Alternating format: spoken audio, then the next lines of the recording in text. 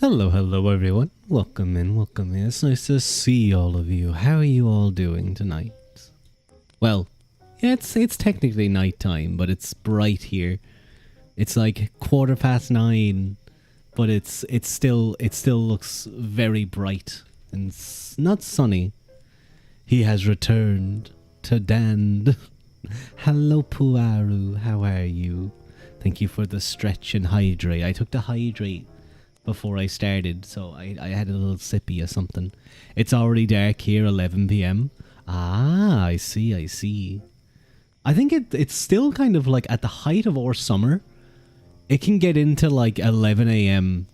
or 11 p.m. and it will still kind of be bright. A little bit. A morgue class has a new freshie. What? What does that mean? What does that mean? That sounds very... A morgue class has a new freshie. That sounds kind of scary. A body. Oh no. That's what I thought you were saying. Do you... Oh wait, yeah, you do like... morgue stuff. Right? Oh, I don't know if you were working on fresh.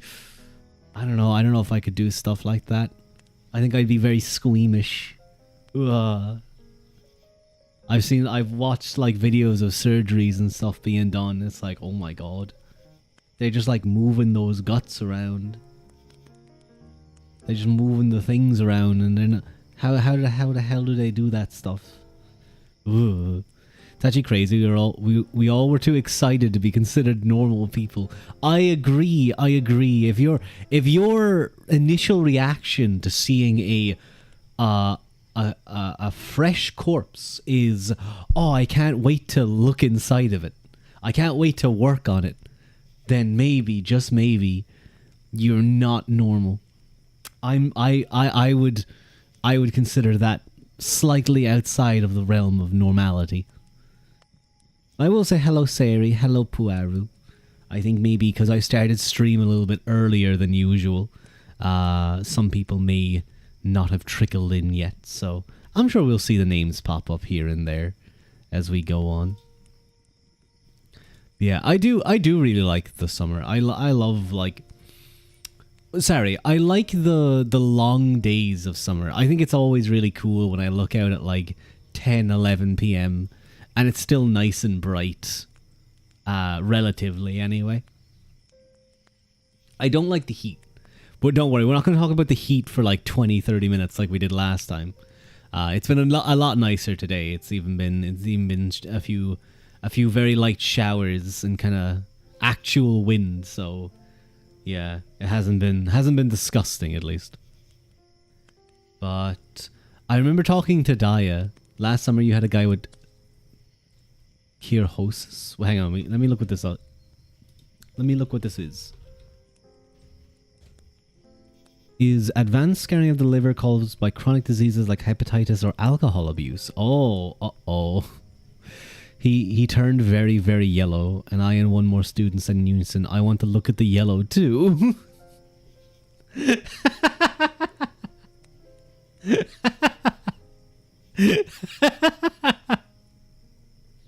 Oh, that's kind of cute. That's kind of cute in a very morbid way. Is it like Doctor? Why is it suddenly really foggy? What the hell? Is it smoke? Wait, let me check something real quick.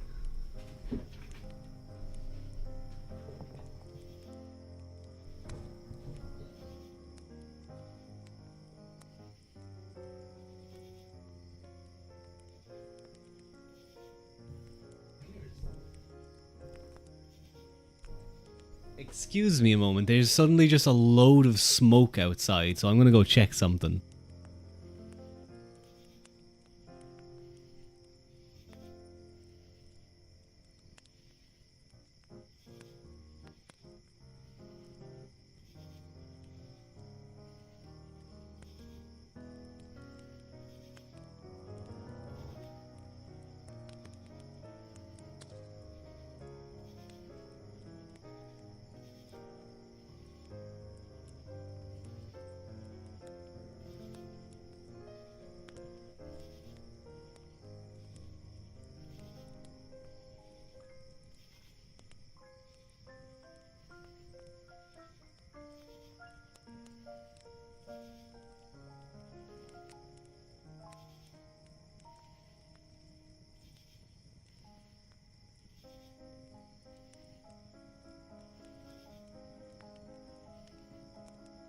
Hang on, I'm back. That's weird. I think it's just like from somewhere else, and it's just kind of traveling here. It's kind of a whitish smoke. That's really odd. Sorry, I'm like kind of just watching this because, like, it's everywhere. I can see it moving across. It must be coming from an angle that I can't see through. Huh. Hello, Casey. It's nice to see you. Didn't know stream was happening today. As I said, Casey, I just kind of stream whenever. Be careful. You're just on practice. I see. Actually, alright, I actually have to go anyway. Cam came here for a streak. Enjoy the reading. You're watching VODs. That's fair, poor Arrow. Enjoy whatever you're doing. Whether you're sleeping or something.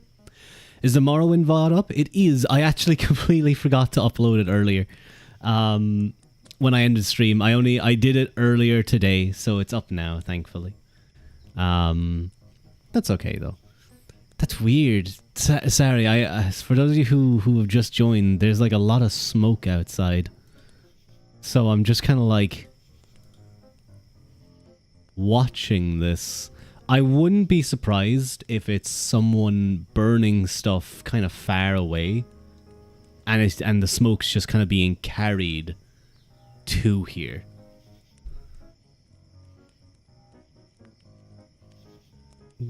When the reading starts, can you turn the music off? I will. Yeah, I think that's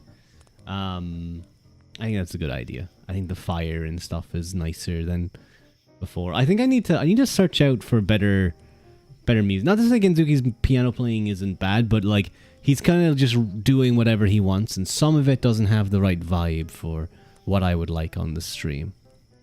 But it is very nice. I've often fallen asleep to Genzuki's ASMR. I like this fact. I like doon doon doon doon. No, don't pinch me, Casey. Don't pinch me. Oh, there's a plane. There's a plane. I wonder, can the plane see the smoke? That'd be very interesting. Like, how much smoke do you need on the ground for you to be able to see it? Would they be able to look down and be like, oh yeah, there's something going on there? They can probably see, if they're looking out, they can probably see like where that's coming from actually. They'd see it rising. Maybe someone's like, I don't know what it is. But I feel like it's probably like a farmer a bit away burning some stuff, like a decent bit away. Next Morrowind stream, whenever I feel like it. Whenever I feel like playing Morrowind. That's pretty much it. Interesting. Oh. Uh-oh. I hear sirens. I hear sirens now. Are they coming towards us? They sound like they're coming towards us.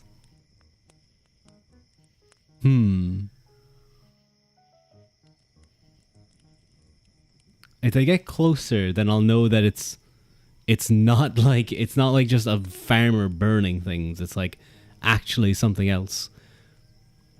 Guess which dipshit forgot to take their laundry in and just got caught in a downpour? Oh no, Ibis, did you get caught in some heavy rain? Oh no, oh no. Oh, poor Ibis. Oh, that's the worst. The panic running out, trying to get things down off the line. You're like getting pelted in the face. You're trying to get certain clothes off that you want dry in the morning or something. Oh, I hope you got things in before they were drenched though. It's always the worst. It was raining on and off today. Yeah, same here. It was coming down now and then. I was even I was out walking / running at points, and it was really nice because it's still like slightly warm. There's a nice breeze there, but the rain was quite nice to just cool down. We're getting a thunderstorm tonight, apparently. Are we? I didn't. Let me look it up real quick.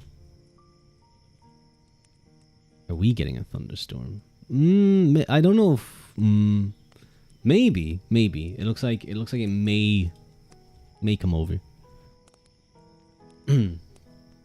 I like thunderstorms though, they're cool. I like seeing the flashes in the sky.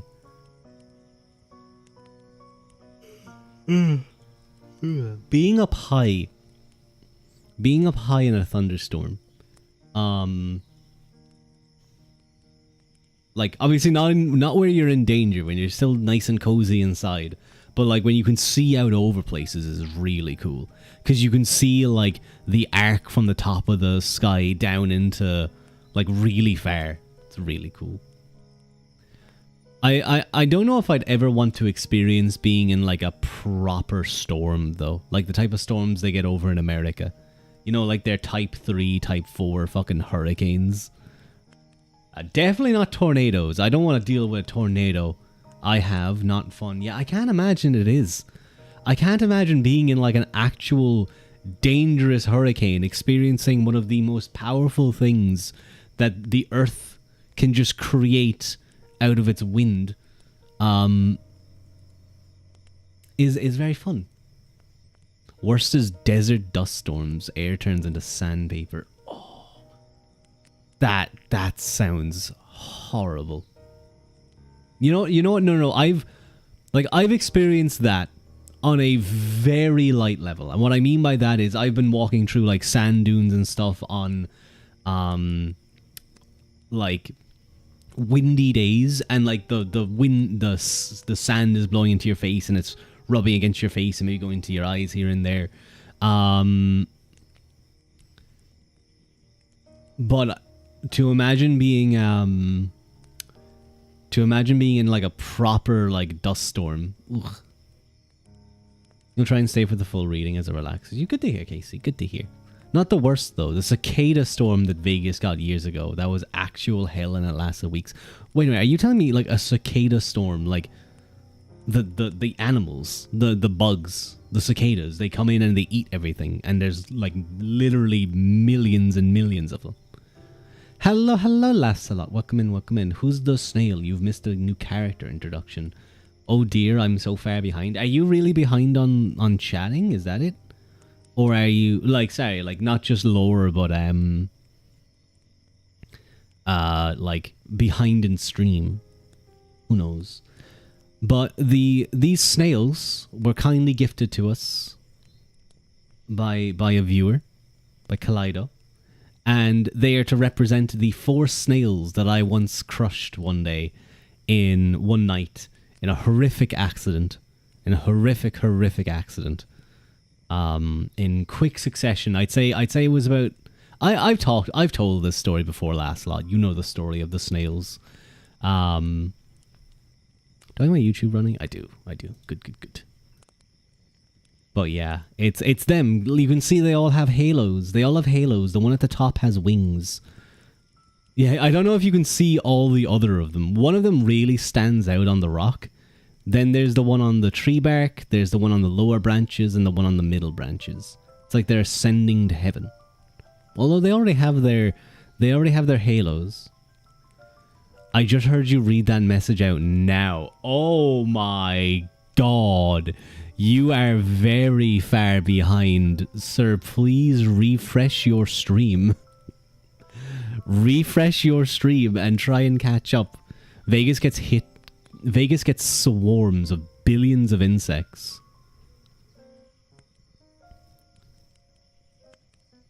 Billions of insects every year, every few years. Cicadas and grasshoppers are the worst because you end up getting a surge in deadly scorpions who feed on them. Oh my. I thought that like just being in cicada land would be bad enough. I didn't realize it leads to an influx of deadly scorpions. That sounds horrible.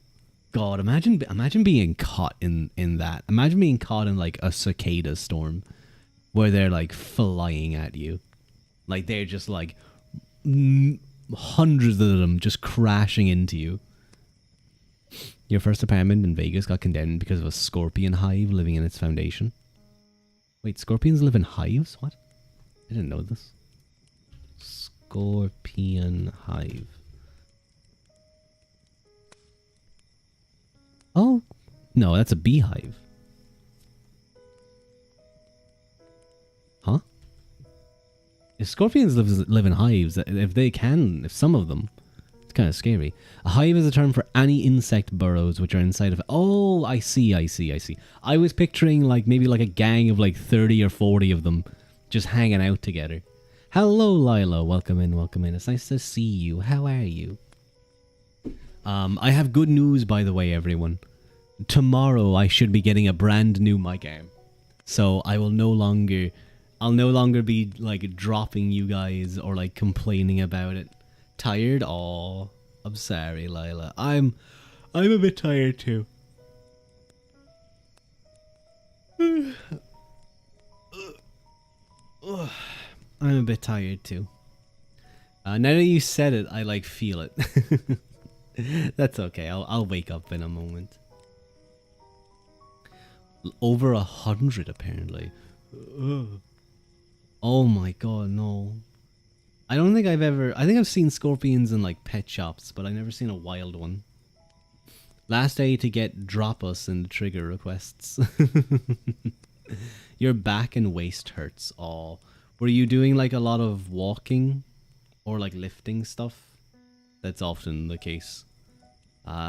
Do your best to stretch if you have like a roller or something. Definitely spend a bit of time on that. I always find that I feel a bit better when I roll out.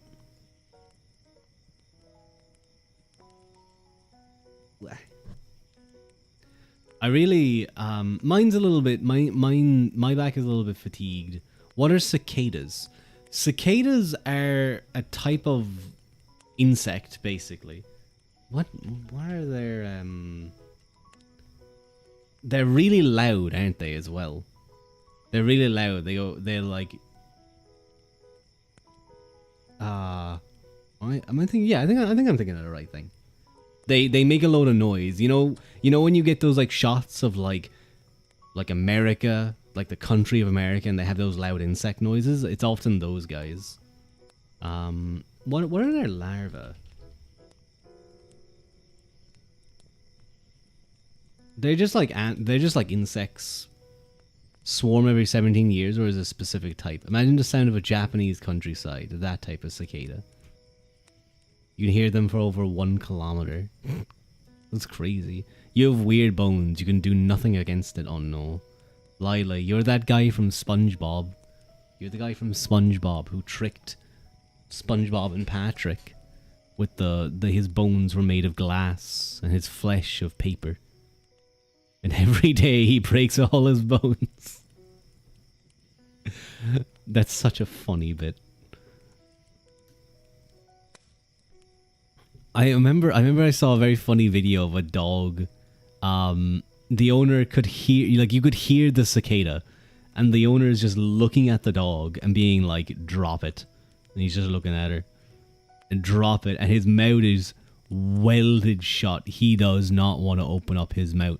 He is clamped down on that thing. And then she starts wrestling with him, and she finally gets it out of his mouth, and it's just like a big ass cicada. Obviously, he grabbed it and then just held it in there and was like, "This is interesting. This is an interesting sensation of this bug making this vibration in my mouth." Except for one thing, go to someone who literally break your back, so I can go back into the original pose. Ah, I see. I want to go for a massage soon. I want to do that. I should do when it's kind of like nice. I should go do that because it will be a nice treat to myself. It'll be a nice treat. I'm happy though. Today, this weekend, I have a 4-day weekend. So I'll have tomorrow off. And ever got your spine broken? Nope, I have never broken my spine. I've had a good massage though. That was quite nice. So I'll have Friday and Monday off, which will be very nice. Into hell and back. I've fucked a part of my spine a little bit though. Pretty sure I bulged a disc like 2 years ago, and I'm still paying for it a little bit. Well, a lot of it at times, but it is what it is. Can't do much about it. I should go to a physio again about it. Why did you stick it in your back though?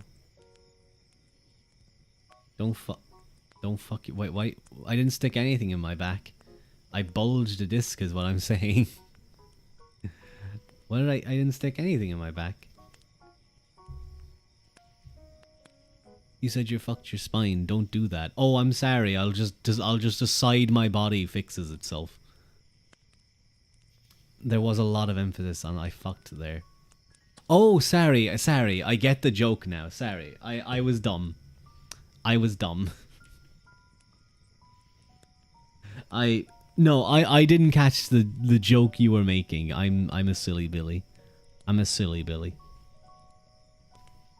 Okay, it looks like the smoke stopped outside, so that's good. Whatever was burning has subsided, hopefully. Don't poke me in the face. The fuck? How dare you? Bastard. Get him. Kill him.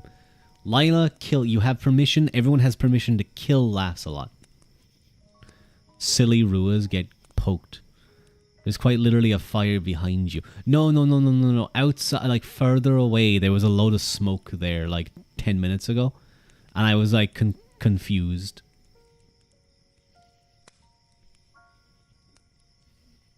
And it hurt badly both times. Wait, what did I miss?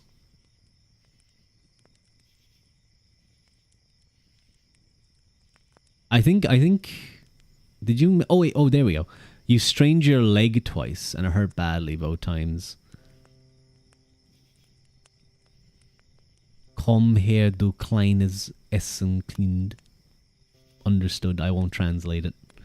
Outside of this beautiful forest. Yeah, further away. Further away there was someone burning stuff. I hope you enjoyed my pronunciation, by the way. Come here, you didn't need to... Don't translate it. Okay, I'll translate it. Come here, you little donkey child. That's very smart. I like that phrase. We do call people donkeys in Ireland. We do call people donkeys in Ireland. If you're acting the maggot, if you're being an idiot, you'll call someone a donkey. You donkey. What are you doing? Why'd you do that, you donkey? That type of way. I think it's a very fun term. I think it's a very good term. Oh. You know what? That's a good idea. I'm gonna mute that before something gets in my way. There we go. Love you though, Laffy. Ha.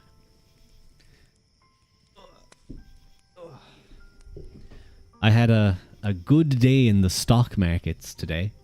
I'm not a trader. I'm an investor. So I pick something and I at least hold it for a decent amount of time. And things went kind of good today. Now it's pretty much one stock that was going really well. There's a chance that it just immediately pulls back tomorrow or like something happens, but there's also a chance that it just keeps going up a bit.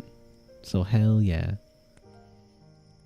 The city you're in is fond of the term gobshite instead as opposed to donkey. I like donkey. I think donkey is a good one. I prefer that over gobshite. Today is a dry day for real. It is a bit of a dry day. Well, no, it was raining earlier. But it was only spitting. It was just like spitting a little bit. Zan, hello Zan. Thank you for the head pat. Thank you. Wow. Yeah, no, I just checked like my overall from this one thing. Wow, my overall position is up 10, like almost 10%. Not even like that one stock, just the over. Oh wow, that was a good day. Not that dry, metally dry. Ugh. Oh, you know, another thing that I do like is during summer is how like the sun looks, or like sunsets and stuff. Because the days are so clear, you get to see like lovely red skies and stuff, or like whatever color happens along that day. It's very nice. Your shit went up 105%. I'm happy. I think I would be happy if that was me. I would like 105% increase on something. That would be quite nice. The main issue with investing in Ireland is how like just unnecessarily terrible the investment rules are. Well, or like the capital gains taxes are. When did Ireland change? When did Ireland adopt the euro? When was that again? That was 1999, 2000. Yeah. So, yeah. It was a political strategic move, to be honest. Not quite happy, but money. I see. But what was I going to say? Oh yeah. So the tax-free rate, or the capital gains free portion, which is the amount of capital gains you're allowed to make, capital profits, before being taxed in a year on it, is €1,270, if I remember correctly. Yes, 1270. That was decided like 25 years ago when Ireland translated the Irish punt to the euro on taking on the euro, and it has not moved since. It has not moved a lick since. They have not increased it. They've only recently slightly reduced the ridiculous 41% tax on ETFs for no reason. I don't know. Never mind the 8-year deemed disposal rule, which just makes price averaging impossible. Regular investing. Sorry, this is something that I think about from time to time, and it shocks me how terrible it is to try and invest in Ireland a lot of the time. It's like almost impossible to build wealth with the way they do it. Because to explain, the main thing that makes it so awkward, never mind the high tax rate on ETFs for no reason at all. They're just another is what was I going to say?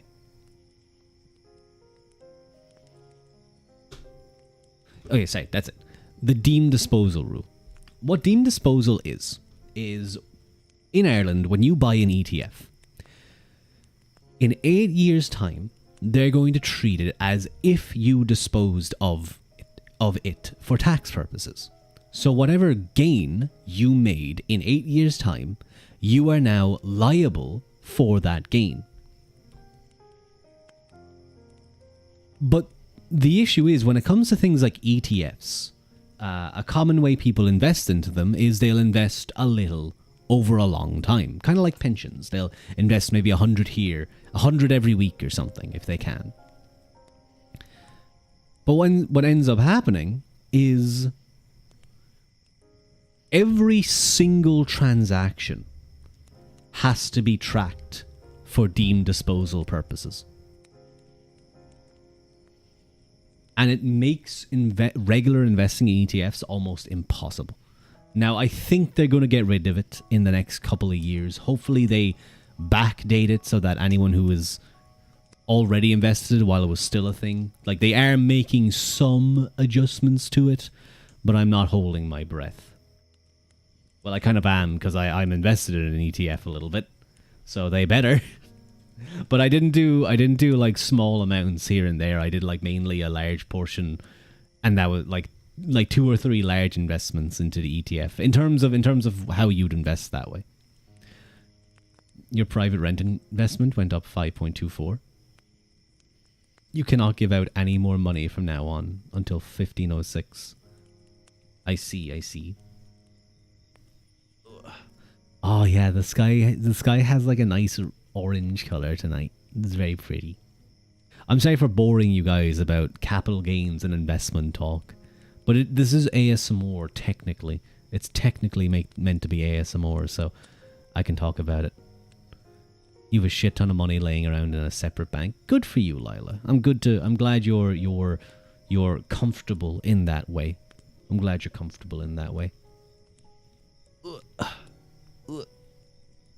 There we go. In 36 years, I can reach for it. Ah, I see. Is it like a pension thing, or like 36 years is a long time? I mean, there's a lot of. I mean, the pensions are just kind of a usual thing. I hope it's just not like just sitting there in a bank account. I hope you're allowed to use it for things like. It's for building a house. Ah, I see. Okay, cool. I hope you get to build the biggest, most comfortablest house that you ever wish.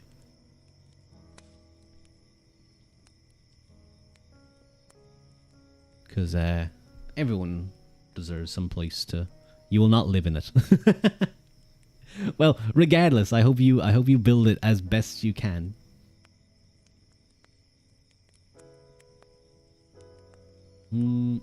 I think we may get into the reading now. We've had about 30 minutes of chatting. So I think getting into the reading would be good.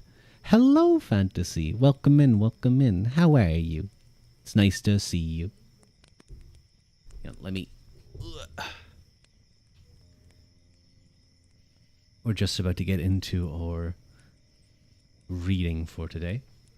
And we were getting into reading equals eepin. For you guys, yeah. You guys get to eep. We will set it up. You know, let me do this because...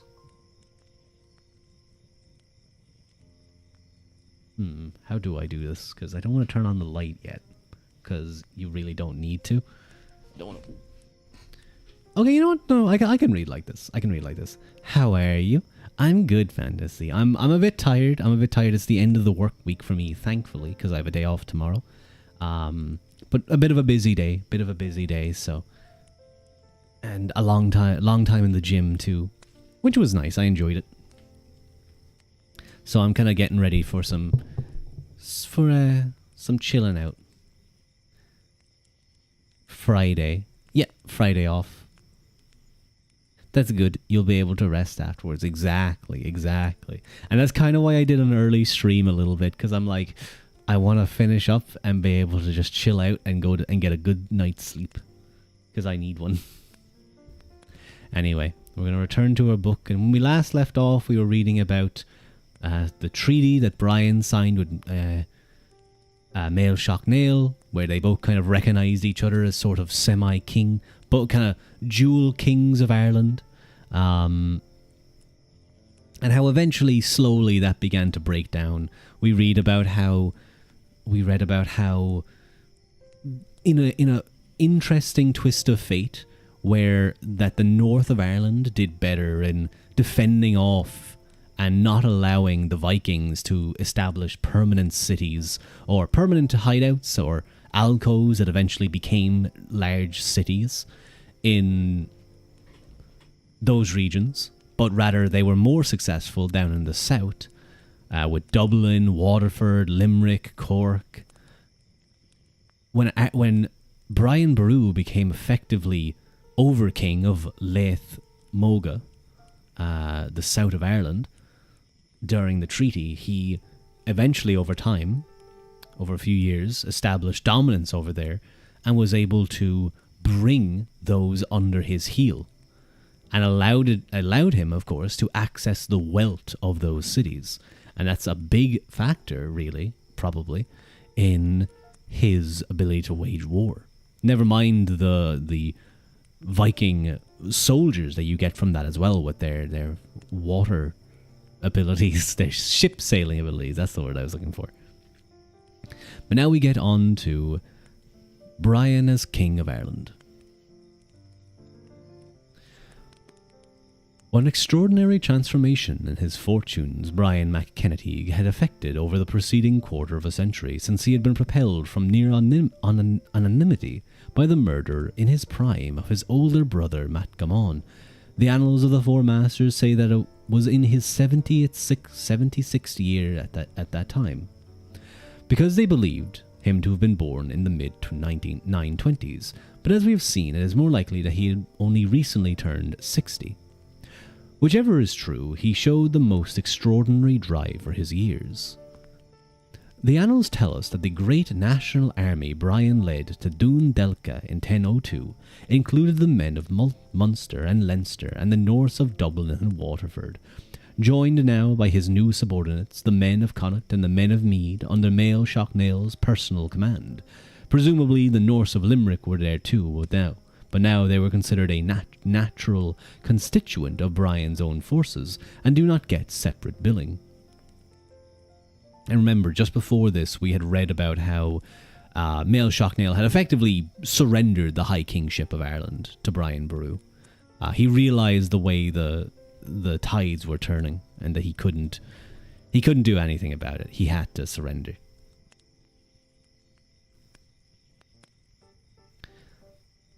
Their decision to converge on Dún Delca is striking, bearing in mind that the annals of Inishfallen describe it as a manoeuvre against the Ulaid to take their hostages. Oh, apologies, I actually completely forgot about that. Sorry, Casey. That was actually my fault. I forgot to turn it off. Sometimes it's interesting. Sometimes the BGM for a streamer sort of fades out. Like you're hearing it so much. Book asset. Good point. I also forget that a lot. Usually it'll be like I'm 10 pages in and I'll realize. This is because Dún Delca was anciently associated with Cuchulainn, whose role in single-handedly defending Ulster from Maeve's invading army of Connacht is at the core of the epic tale Táin Bocúla, the cattle raid of Cooley, which was rapidly acquiring the status of a national epic. Dún Delca therefore guarded the very entrance into the kingdom of the Ulstermen, the Ulaid, and it was quite possibly that Brian's decision to make it the destination of his grand excursion was not just because it was the traditional route northwards into Ulster, but was a self-conscious manipulation of the site's epic association. Hello, son. I can't believe Ruadh used the IRA's weather control machine to boil the entirety of England. Truly a menace. Where will his malice end? I'm sorry, son. I had to do it. We needed to. For the funnies. For the funnies.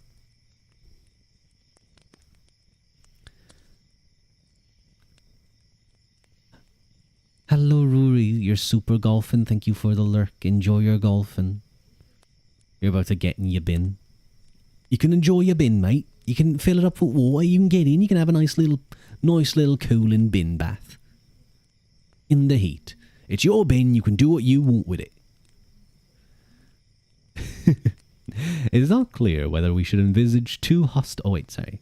There came towards Dún Delca the Dal Fiatach king of Ualaid, Écid mac Argyle, and Aed Ual Aid Uanail of Aelach, called by the four masters Rig Domna Éireann, to show that he was now Brian's chief contender for the high kingship, although with the latter's Cneil known followers from County Derry and Tyrone, as well as Cneil Conall of County Donegal and the Arigiala of Mid-Ulster. It is not clear whether we should envisage two hostile armies facing each other at Dún Delca across a potential battlefield, or a high-powered conference between kings meeting to trash out a new beginning in this age of Brian. All sources state that Brian sought hostages from Aed and Écid in acknowledgement of his overlordship, the Coga adding what goes unsaid in the annals, that otherwise war would be proclaimed against them if they would not give them. A threat under which they refused to buckle. There must have been some kind of stalemate, because the annals are clear that the northern kings did not permit them to advance further. Conor legistar Sheikh Shin. But all sources are agreed that the two sides parted ways under a truce, Brian having failed, however, to secure hostages or sureties. Cor scarsut fo usa, ken goil ken eteri. I can do what I want. It's my bin. Can't I enjoy a swim in a cocktail in my bin? I love that video. Perhaps, too, there's something in the Coga's insistence that the terms of the truce gave the northern kings a year in which to decide whether to opt for war or give hostages, during which time they undertook not to attack Mael Shocknail or the Connachtmen. The Dún Delca expedition came in the latter part of 1002. A year's truce would explain why the annals record no action by Brian in regard to the north in 1003. The only notice of his actions in Leinster, where he deposed its king, Donca, son of Donal Clohan, and set up in his place Mael Murda of Ua Felon, on whom Brian bestowed the hostages of Leinster as a sign of his new lordship. The Leisure Centre? The Leisure Centre. Oh, I should go to one soon. I should go for a swim. That would be nice.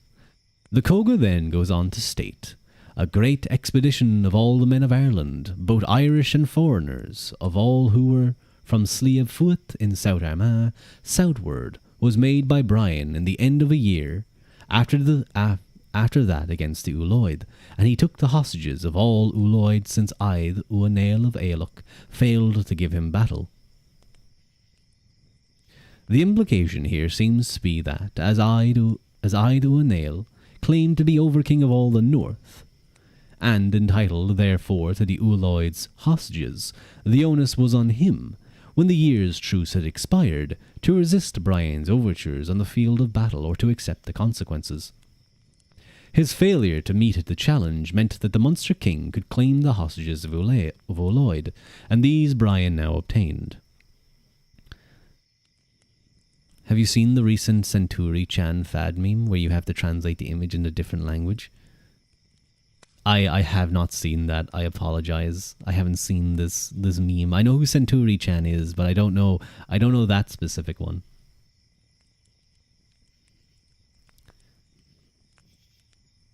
If this account is true, Brian obtained the hostages of the ancient kingdom of Uloid, probably at some point in the latter half of 1003. The problem is that it is not recorded in the surviving annals, which, it must be admitted, had very little to say about anything in 1003. This is another of those instances where the Coga's version of events cannot be proven, but rather seem credible. Hello, Vortis, it's nice to see you. If the account is true, I read this, and there are one or two reasons for giving credence to its account. For one thing, in the following year, 1004, Brian headed north again. If he had not already received the anticipated submission of the Uloid, he would doubtless have come knocking again. Instead of heading to the northeast, however, he and Mael Shocknail led a great army up into northern Connacht, reaching as far as Treig O'Coil, the strand of the Trohelly, on Ballysadare Bay, County Sligo, where they obviously halted before attempting a crossing of the famous ford at Eastara, from which Ballisdare gets its name, which would take them into Uanail territory. Indeed, the annals report that they intended to go around Ireland, but the Cneil Noan had word of their plans, mustered an army, and prevented them crossing any further. And another reason for thinking that the Coga may actually be correct is suggesting that Brian secured the hostages of the Ulaid from under the nose of Aed Uanail in 1003, is that within months Aed went to war with Ulaid. His invasion culminated in the devastating Battle of Craib Tulcha, near Glenveigh, County Antrim. Presumably this site was chosen because of its symbolism, being the inauguration place where Eachwyd and his ancestors had been made kings of Dal Fiatach. It was considered a victory for Aed Uanail's army of Cneil Noan, because the Ulaid were slaughtered in their droves and their king, Eachwyd Mac Argoil, was slain. But in the counter-attack, Aed himself, a rising star on the political scene, still only in his late 20s, lost his life. Thank you very much. Wait, hang on. Thank you very much, J. Ishim, for the follow. Very kind of you. And hello, King Grey VT. This guy reads. That I do. We read a few books before. Let me see what that is. J is him. Oh, I see. That makes way more sense. J is him. Not J Isham or whatever I was reading that as. And then it's followed by, so let me take a quick look. Me minding my own business, the two Chinese translators that are always in my comments. I can't wait. For some reason that's like not safe or worked, so I can't look at it. Inshallah, brother, yes. J Inshallah.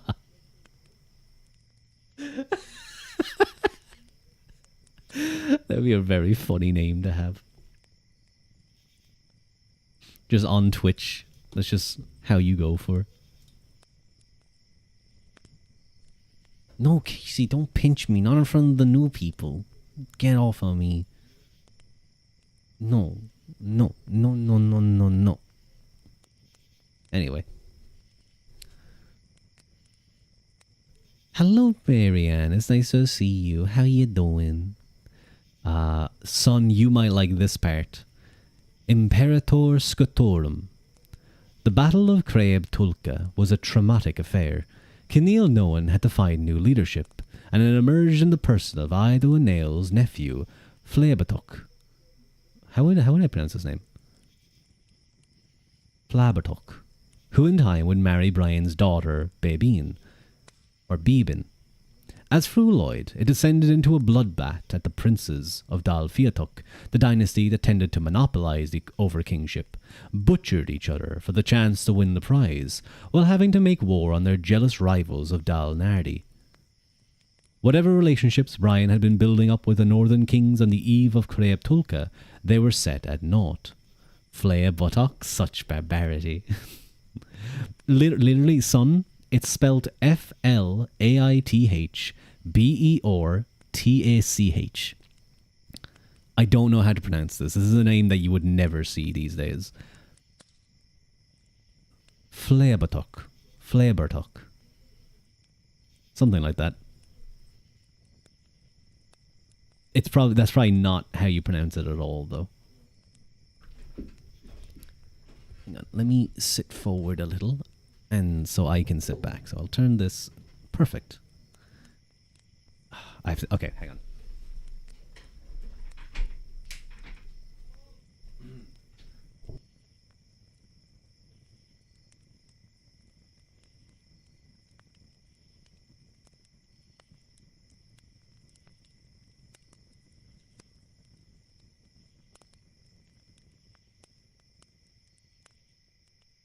I apologize, I have returned.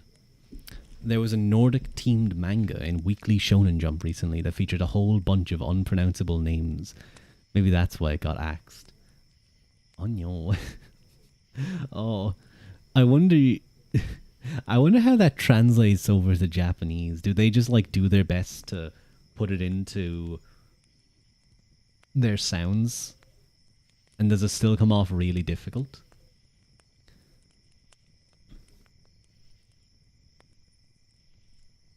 Where were we? We were here.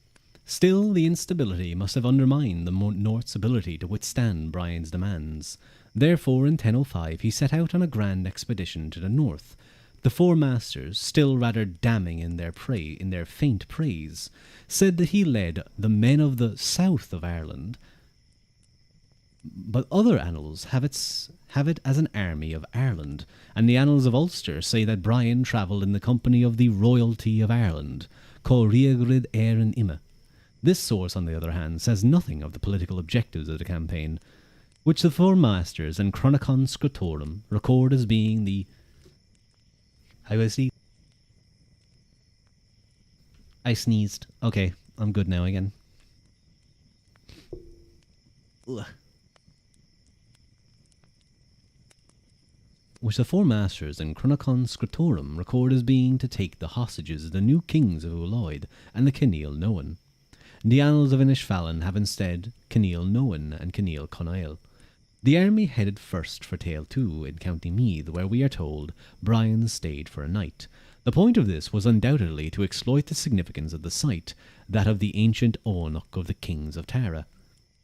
From there Brian marched north to Armagh, and the annals of Inishfallen tell us that he camped at Éamonn Macha, unless they are talking about a second northern campaign that year, as their account of the year 1005 twice mentions preambulations to Armagh, the second one suspects, a duplicate of the first. Éamonn Macha, the Navan fort, is about 3 kilometres to the west of the pre-martial city, and undoubtedly the establishment of Brian's temporary royal headquarters.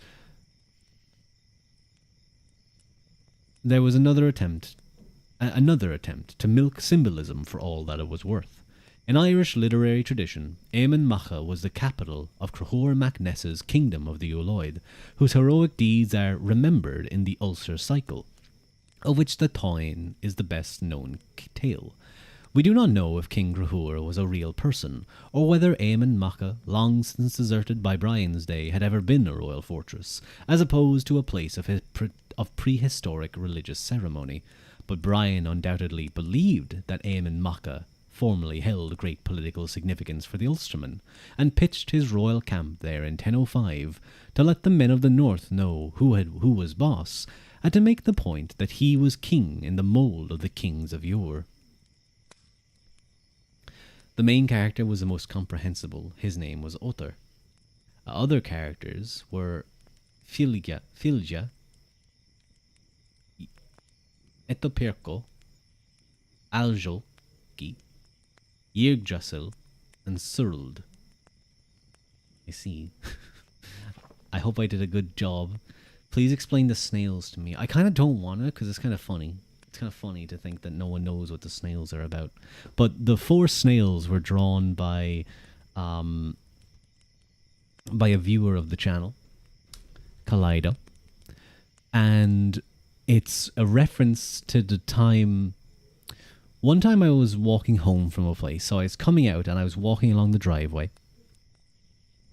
I was walking home, and it was nighttime.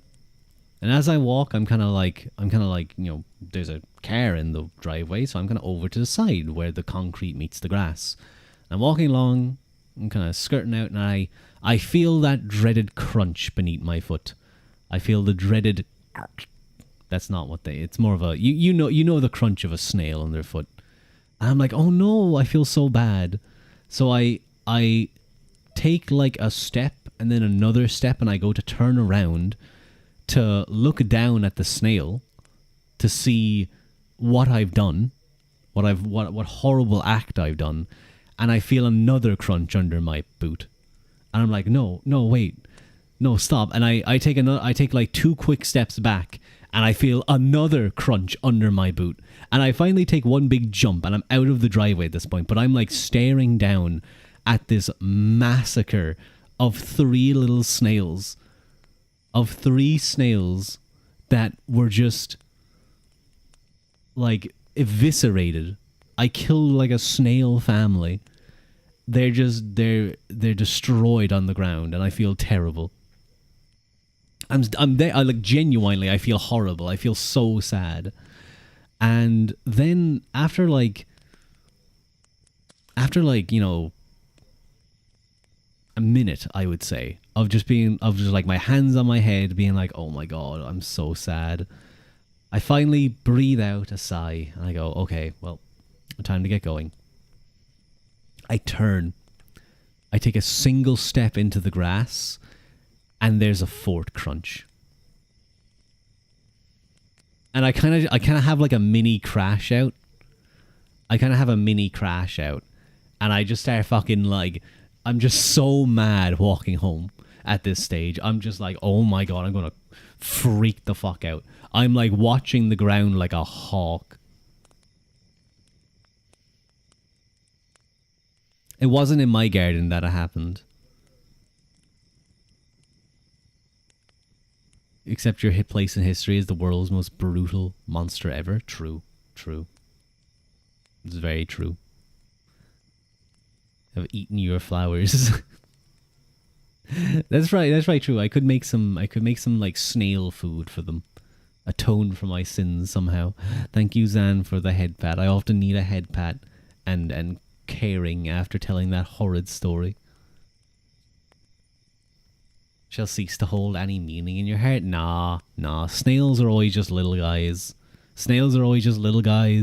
Trying their best to get around. I don't mind them. They're cute. But yeah, the four snails that represent the four snails that I killed that day, they have little halos on their head and stuff. Anyway, back to the book.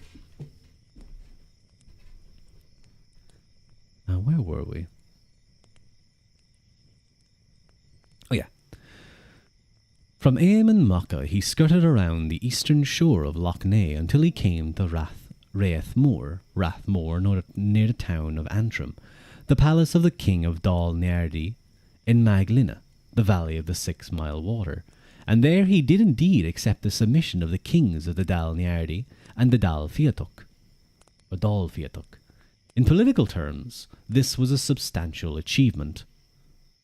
But what all the sources regard as the highlight of the campaign was Brian's week-long visit to Armagh, during which he laid a gift of 20 ounces of gold on the altar. Again, this visit had much to do with symbolism. Armagh had long claimed primacy over the Irish Church. It was a claim based on the supposed connection with St. Patrick, which depended on believing that Patrick was the most noble of the saints of Ireland, that Armagh the most noble of the churches he founded. As Patrick's status as the Apostle of Ireland became more firmly established over the centuries, the churchmen of Armagh strove ever harder to claim their right to be Ireland's first church and extend Armagh's authority and its revenue-generating capability throughout the Irish world. Although Armagh lay within the territory of the Argyala, it had for many generations been closely associated with their superiors, the kings of Kenil Noan, and one might have expected the abbot of Armagh in 1005 to stand with the new king of that group, Flarbatoch Uanail, in resisting the unheard-of demands for supremacy of his future father-in-law, the Dal Céis upstart. Instead, the abbot of Armagh accepted a very generous gift of gold from Brian, and it is clear that this was only the beginning of it, and that the two had done a deal. The abbot needed the collaboration of the King of Ireland, irrespective of his background, in asserting his own ecclesiastical hegemony over the island, and Brian of course knew that his own claim to political supremacy would be more persuasive if it came with the imprimatur of the country's leading ecclesiastic. Rua Snailicus, may his triumph in Dublin be glorious. He shall offer their crushed shells at the temple of Daga Optimus Maximus. No, I don't take any pride in the slaughter of snails. Please, no. Is that how they think of me? Is that how the snails view me? As a terrible conqueror? Armagh Hill had in its possession a collection of early works by and about St. Patrick, bound together, along with a set of the Gospels and Life of St. Martin of Tours, in an early 9th century vellum manuscript called the Book of Armagh. Not a single artifact survives today that we can say for certain was touched or ever seen by Brian Boru, with the exception of this manuscript, now preserved in the library of Trinity College, Dublin. And we know that Brian saw it in 1005 because on folio 16v is written the following note. Oh God, it's in Latin. Sanctus Patricus iens et colum mandavat totum fructum laboris si tam baptismi tam clarorum quond el Minisorum defendum es apostolicite urbique Scotis nominatur ad maca si reperi in bibliothecis Scotorum ego scripsi id e calvus perennis in conspectu Briani imperatoris Scotorum eque scripsi fintuit pro omnibus regibus Macariae. Saint Patrick, going up to heaven, commanded that all the fruits of his labour, as well as baptisms, as of law cases and of alms, should be carried to the apostolic city, which is called in the Scotic language Armagh. Thus I have found it in the libraries of the Scoti. I have written this I, Calvus Perennis, in the sight of Brian, Emperor of the Scoti, and what I have written he determined for all the kings of Marcia, or Macaria. Hello, Tasty, nice to see you. It is cozy reading time, based academic autism, so that's what my Latin stream sounded like. I don't think so. I think yours was much better read. I feel like, son. I feel like you actually had some decent pronunciation. I was just riffing that.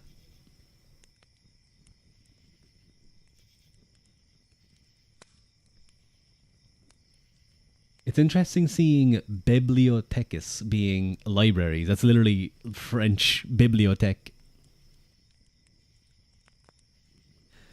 The person who inscribed this important statement calls himself Calvus Perennis, meaning eternally tonsured one, which is a literal translation into Latin of his Irish name, Mael Sothorn.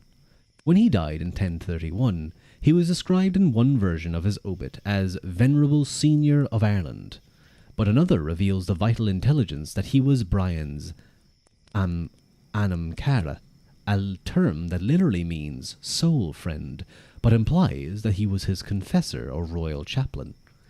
There can be little doubt, therefore, that this inscription in the Book of Armagh is an authentic record of Brian's visit in 1005, although he may have been in Armagh again the following year, when he is reported to have granted the full demand of the community and successor of Patrick, or in 1012, when he gave complete immunity to Patrick's churches on that hosting. And it is just possible that the inscription dates from one of those later visits. Biblioteca is a pretty common word for libraries. You can even see it in England whenever the English are trying to be posh. as many of them often are. I must confess to some heresy. I think classical Latin sounds goofy. Like weenie weedy weeky, get out of here. I agree. Classical Latin does sound a little goofy. Hi, Legend. How are you? It's nice to see you. How you doing? Hope you're having a nice week. It just sounds so different from what we'd expect. I know. Like, imagine Julius Caesar saying, or sorry, I guess Kaiser. There are some things that I like about the the traditional classical pronunciations. I think the Italians got a bit too far with their whole ch sound for everything. But yeah, thinking that like, oh, the V's meant to be a W sound. Shut up, you Redditor. If anyone tells you, well, actually the V is meant to be a W sound, and he said Winnie Weedy Weeky. The C is meant to be a K, so it was Winnie Weedy Weeky. You gotta look at them and call them a Redditor. Call them a Redditor, and to shut up. Okay, that's what you do. Like Calum, meaning sky. I think sounds better as Calum and not Chalem. Or, sorry, I turned Jewish for a second. Chalem, L'chaim, oy vey, L'chaim, L'chaim.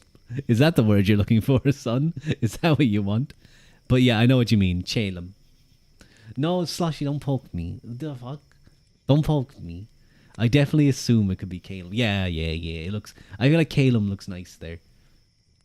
Salem. No, town of Salem is a thing. No, Slushy, don't hide behind a wall. Slushy, you got like lost in a library for like half an hour, 40 minutes yesterday. I'd like to learn the basics of Hebrew one day, just for the biblical philology gains. Where are we in the book? We are in a chapter called Emperor of the Gale, which is a pretty cool term, and I think one we should bring back. Why, smart detection held for reason. What the hell, Vortis? Why did it block that? The letter J involving in the French English to be sound instead of Y sound is a single worst interpretation of Latin.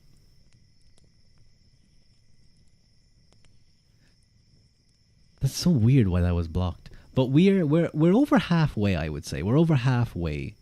Legend. Not far over halfway, but we've definitely passed that point. Languages are fascinating. Too bad there isn't enough space in my head for more than 3 at a time, it seems.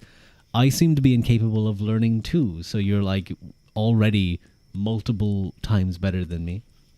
Maybe it was the quote French English, which was certainly a friend, either an Englishman or a Frenchman. No, Pip, don't poke me. Don't poke me. Get away. You're not allowed. Stop.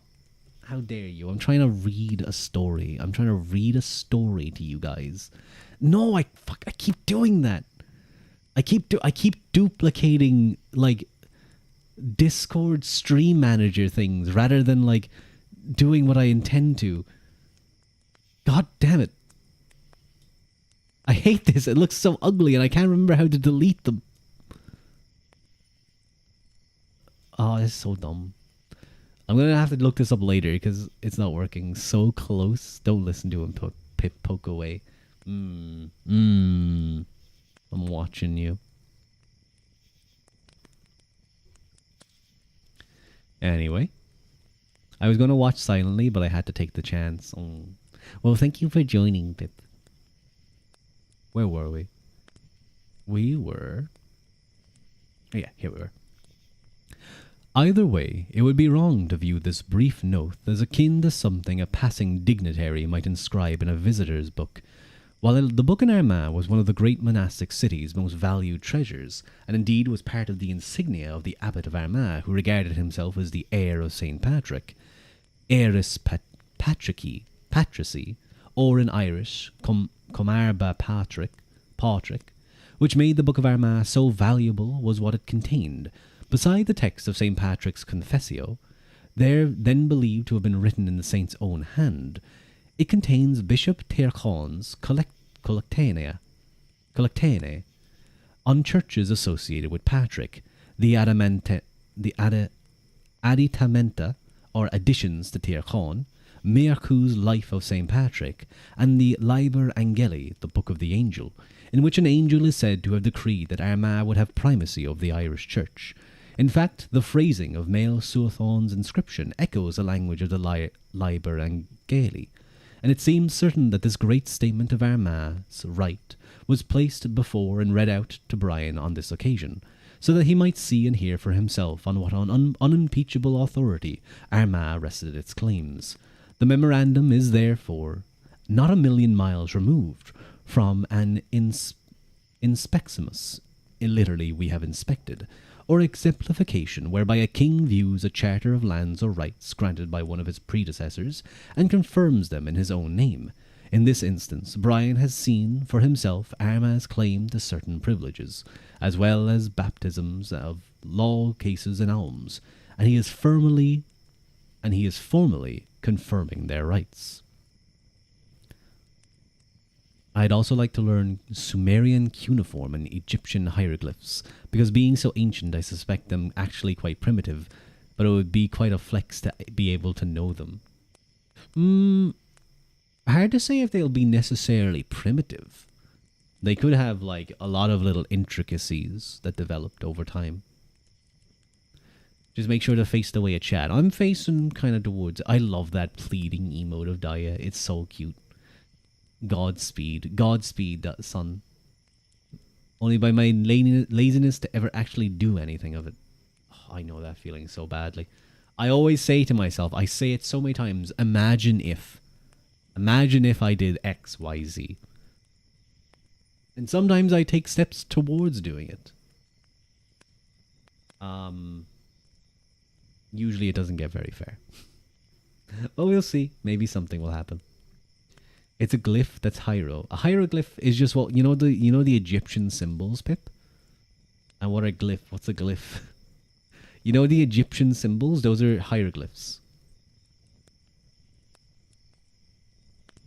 Ugh. Hiero means sacred. Oh, so they're sacred glyphs. That makes sense. That makes a lot of sense, actually.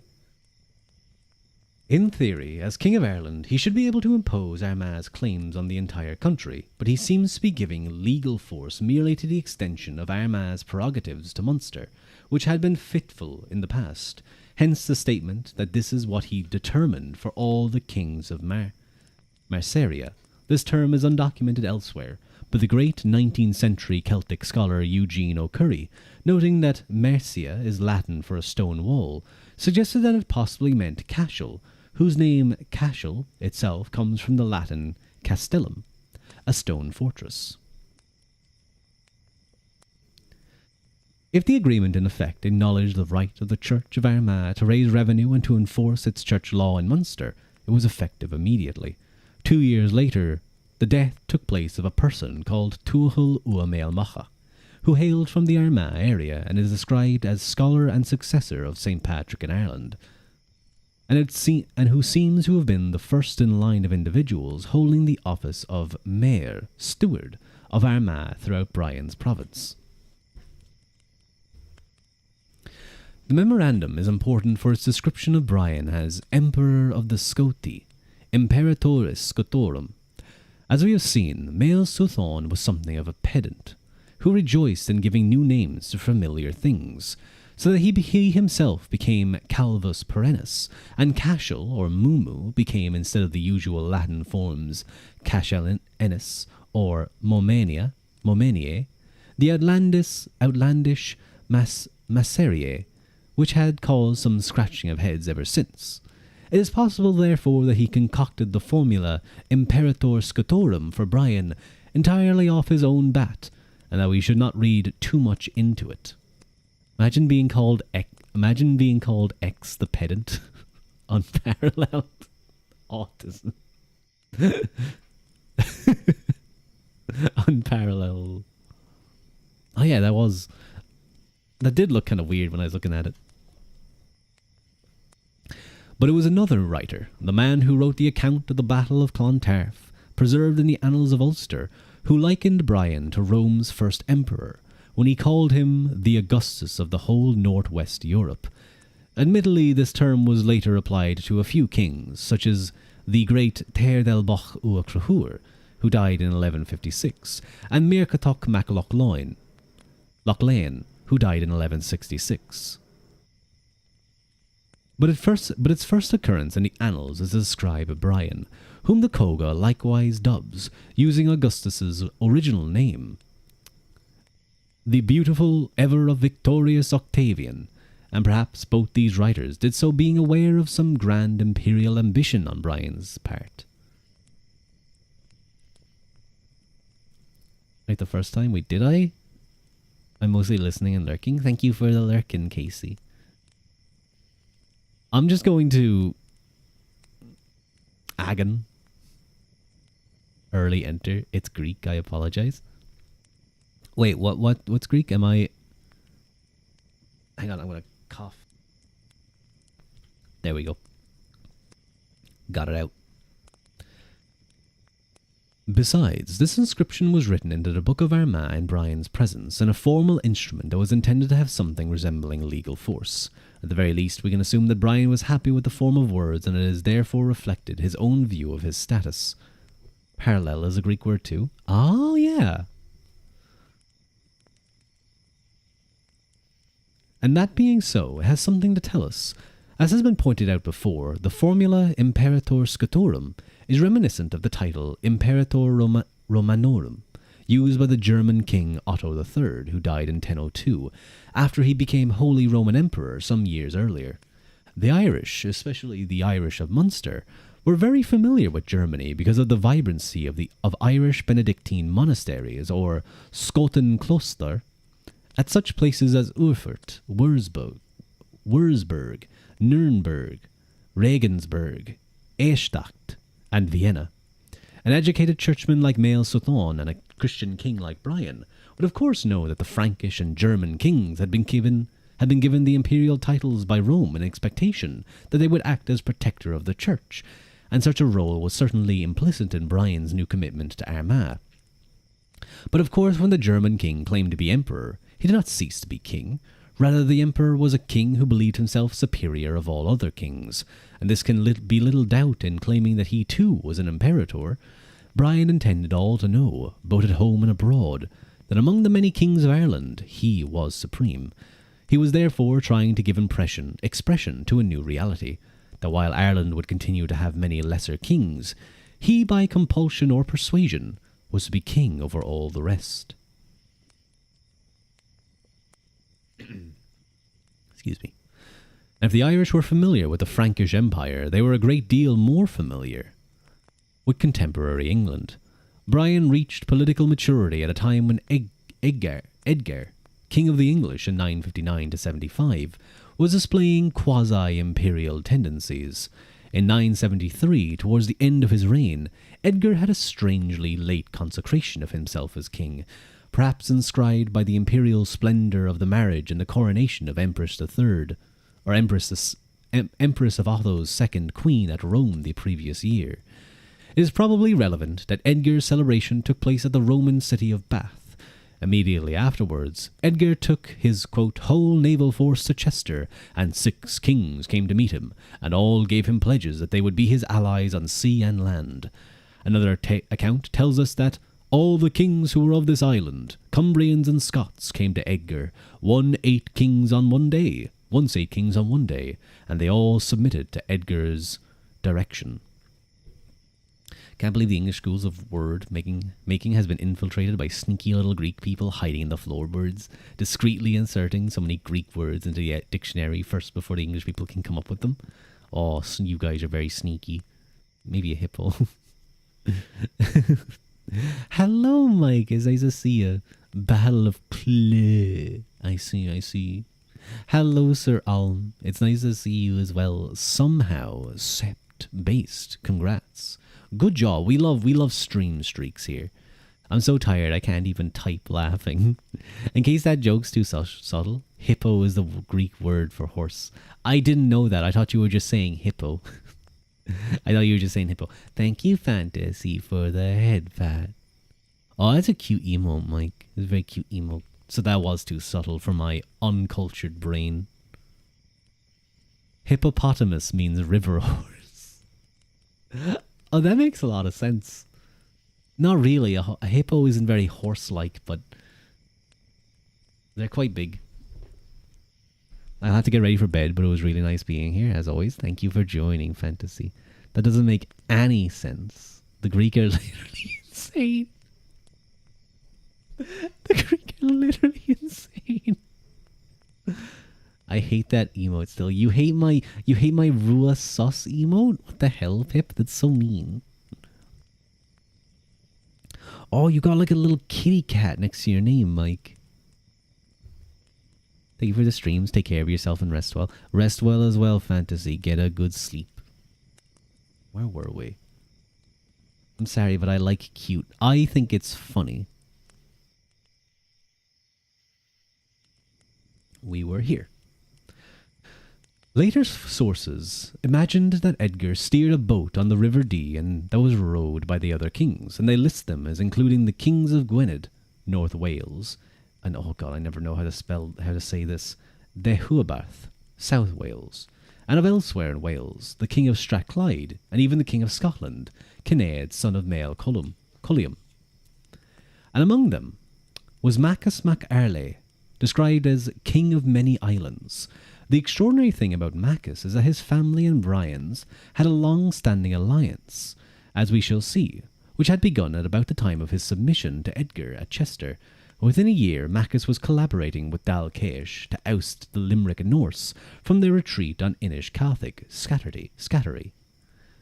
This alliance continued for nearly 100 years until Macus's grandnephew, Eich Marach mac Ragnail. What?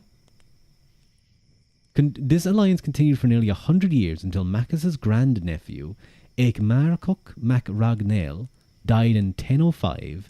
Mick Gofre. Oh, sorry, it's saying the Mac, so his ancestor, his father Ragnail, and Mick Gofred sailed off in exile to Rome with Brian's son Donca in 1064. De Hubert.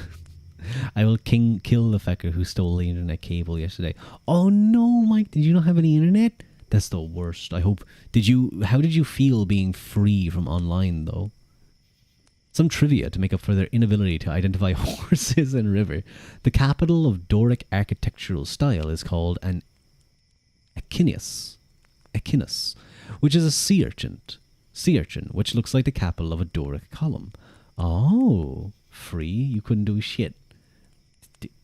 Couldn't you go for a walk?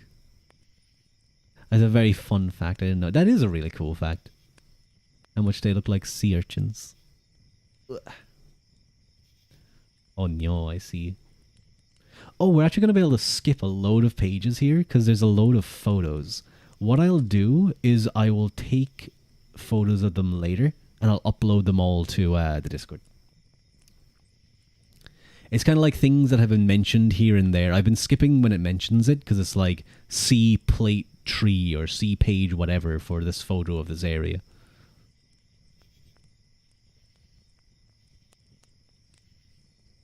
A year before Edgar's assembly at Chester, Brian's brother Matt Gamon had presided over a novel assembly of the nobility of Munster, at which the 3 ordinances were passed for the banishment of the Svartlega, Norse mercenaries, the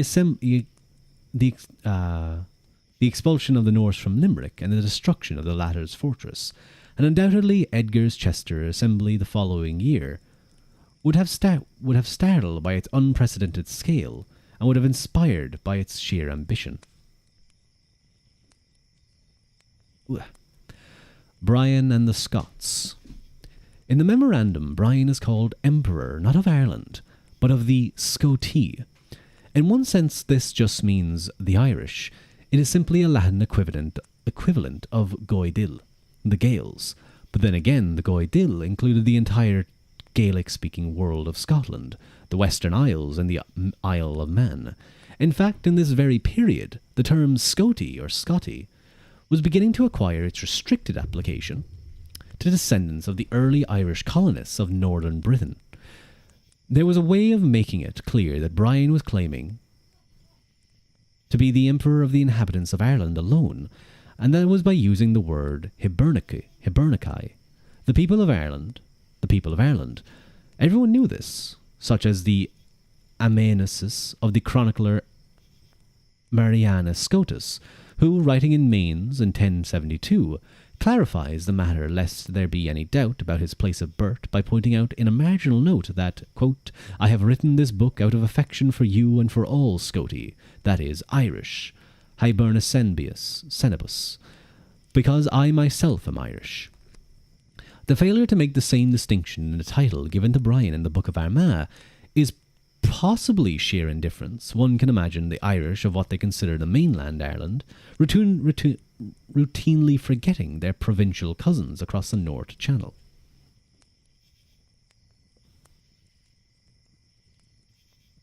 And now we have a bunch of photos that we're going to skip and maybe I'll remember to upload later.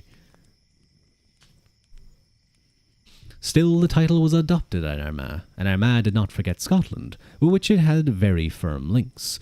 When Dubh de Leha, Cumbara of Patrick at Armagh, undertook Vi tuba totus Scotiae ex regnum Hiberniae. Mike, you missed it earlier. I read like a whole paragraph in Latin to the best of my bad ability.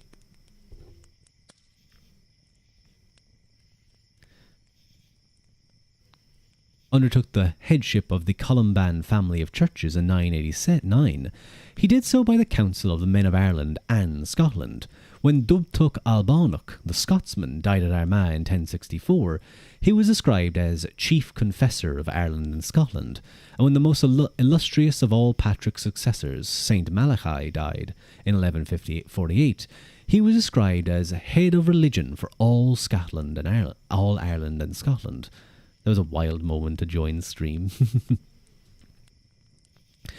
Irish kings like Brian, therefore, who became benefactors of Armagh, were associating themselves with what was a centre of religion and learning for both the people of Ireland and Scotland, the classical illustration of which was a gesture made in 1169 by the then King of Ireland, Ruadh ua Crahúr, to provide a perpetual grant of 10 cows every year from himself, and from every King of Ireland that should succeed him, forever, to the Lector of Armagh, in honour of St. Patrick, to instruct in learning the students of Ireland and Scotland.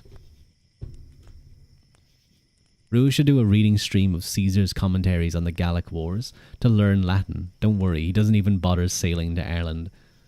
He didn't sail to Ireland because he was scared. Isn't that right, son? You guys never invaded here. You guys looked across the sea. You guys looked at the English in the bogs staring at you like 10 feet away with their heads just above the water. And we're like, if these people are like this, then those people must be even worse. And you were scared. Complaining about it raining in England and goes home. It sounds about right. Hello, Kaleido. Glad I caught your stream. Hope you've been hydrating. I have been, don't worry. Where were we? We turned back because of the weather. I can understand, though. He was here for the tin. Where were we? And while Brian's new title of the Emperor of the Scoti was adopted when he was in Armagh on ecclesiastical business, the context, as we have seen, was a grand procession from the northeast corner of Ireland to seek the acquiescence of all those willing to come into his house, as the annals might put it. It was not in the least bit improbable if some Irish, for that is how they were viewed and viewed themselves, of Gaelic Scotland and the Isles, took the opportunity to attend Brian's court, and, at the very least, make acquaintance of this new power in the land. Some may have even sought his protection. Just then, turbulent things were happening across the North Channel. In the same year as Brian's Armagh campaign, and almost in the same sentence in the annals, it is reported that there took place a battle between the men of Scotland themselves, in which fell the King of Scotland, Kinnaid, son of Dubh. Cat éter feru Alban iméter etochar ri Alban, Kinnaid im Dubh. Another account has it that Kinnaid, son of Dubh, son of Mael Colum, King of Scotland, was killed by Mael Colum, son of Kinnaid. That's really fucking confusing. How could anyone ever understand these annals? I'm gonna tell you guys what this says, okay? It says Kinnaid, son of Dubh, son of Mael Colum, King of Scotland, was killed by Mael Colum, son of Kinnaid. It's like it that would really throw me for a loop if I was reading that for a bit. The ultimate British protection. Nobody wants that rainy ass area anyway. Criminals today parallels that. In that, criminals today are often ignorant of DNA forensics and believe they can get away with crime simply because nobody was there to see it. The local tribes would frequently revolt, not because they think they can beat Caesar, but simply because Caesar was not in town that day. They didn't understand that he had messengers. That's really funny. It's given my father's aunt's third cousin twice removed. It's not even that. They're two different people, very much, but it's just similar names. Roman propaganda? Sounds like it. Where were we? Even I don't believe that. Another account has it that... Oh wait, no, I read that.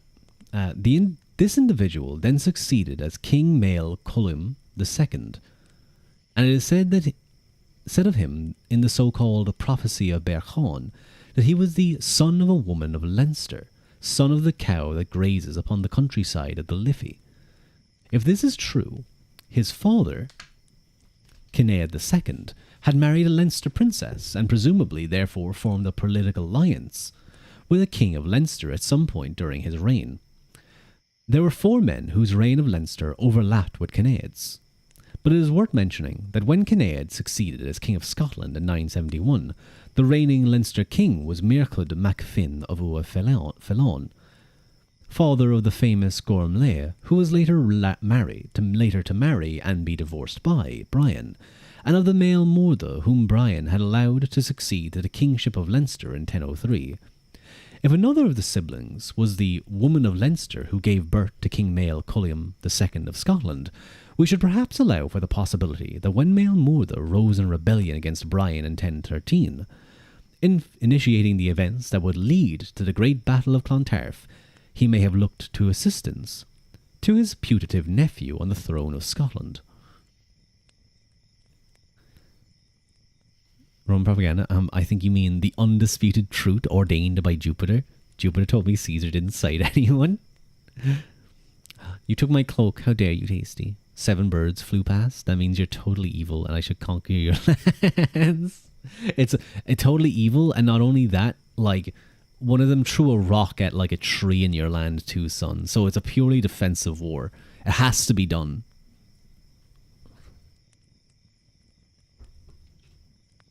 Where were we? Oh yeah. Incidentally, Mael Morda murdered a rival in 999, which the Book of Leinster claims he did at the instigation of the then High King Mael Shocknail MacDonald. When in 1007 Mael Shocknail revived the ancient Lammas assembly known as the Onuk Tailton, the poet Cuan Ua Lothcon commemorated the occasion with a poem in which he claimed that an unbroken truce prevailed throughout Ireland and Scotland while it lasted. This may be poetic just license, and surely does not require us to think that either Brian, as Emperor of the Scoti, or Mael Shocknail himself, exercised sufficient authority over Scottish affairs to be able to enforce such a peace, but it may be worth pointing out that Mael Shocknail had a son, who was simply called the Scotman. In one of the set of the annals, and in the Coga when he was killed in 1013, and perhaps he got the nickname because of this family of Brian's predecessor as High King, had indeed some notable connections with Scotland. Perhaps he was fostered there, which territorial and dynastic nicknames are often used to indicate. It is just possible, therefore, that when Brian was in the north of Ireland in 1005, one or more of the Scottish lords contending for power at that time made an approach for him for assistance, bearing in mind that he now had at his beck and call the magnificent warrior fleets of all the Norse towns of Ireland, and that Brian's grandiose title of Emperor of the Scoti is intended to reflect some loose suzerainty over them.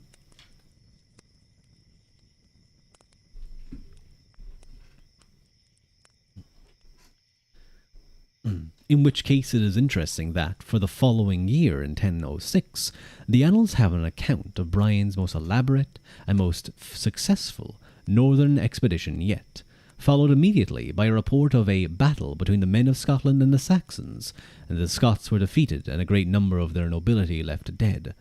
The annals do not link these two events, probably for good reasons, but the Koga, which had hitherto proved to be fairly level-headed about Brian's campaigns, sticking tolerably closely to the annals from which it draws, suddenly bursts into what looks like fantasy, having described Brian's arrival at Creab Tulka in County Antrim in 1006. He sent forth after that a naval expedition upon the sea of the foreigners of Dublin and of Waterford, and of the Ua Chenslaig and the Ua Eachach Mumon, and of almost all the men of Ireland, such as them were fit to go to sea, and they levied royal tribute from the Saxons and the Britons and the Lennox, and or in Scotland and all Argyll, and obtained their pledges and hostages along with the chief tribute. Brian distributed all the tribute according to rights, a third part of it to the King of Dublin, a third to the warriors of Leinster and the Ua Eachach Mumon, and another third to the men of learning and craft, and to everyone else who was in need most of it. This is tended to be dismissed as nonsense, but is it really so fantastic to imagine that when Brian was up in County Antrim, with a large fleet at his disposal, part of it was not given license to wreak a bit of havoc among the coastal communities of Britain's northwestern seaboard, and that these did not buy them off with a payment of tribute that was no more than a kind of blackmail? It smacks a little of an incident that happened 4 years earlier, when Brian was trying to force Lloyd into submission, which was no doubt connected to it, in which the newly chastened and for now loyal vassal, Sitric of Dublin, set out on a predatory excursion into Lloyd in his ships, and he plundered Kilcleef and Inch, and carried off many prisoners from both. Sitric may well have been in command of the Koga's supposed naval expedition in 1006, which probably had not a dissimilar outcome. A dinky little temple in their capital, dedicated to Janus, as doors were open to the public only when Rome was at war, were only ever closed for like 3 short periods in the entirety of Roman history. The Romans. They love their war. But it's always defensive. How dare you take my Eoner? I guess it is kind of getting kind of warm, I will say, so thank you though. I will, you know what, I need it. Now he's looking proper summery. True, actually.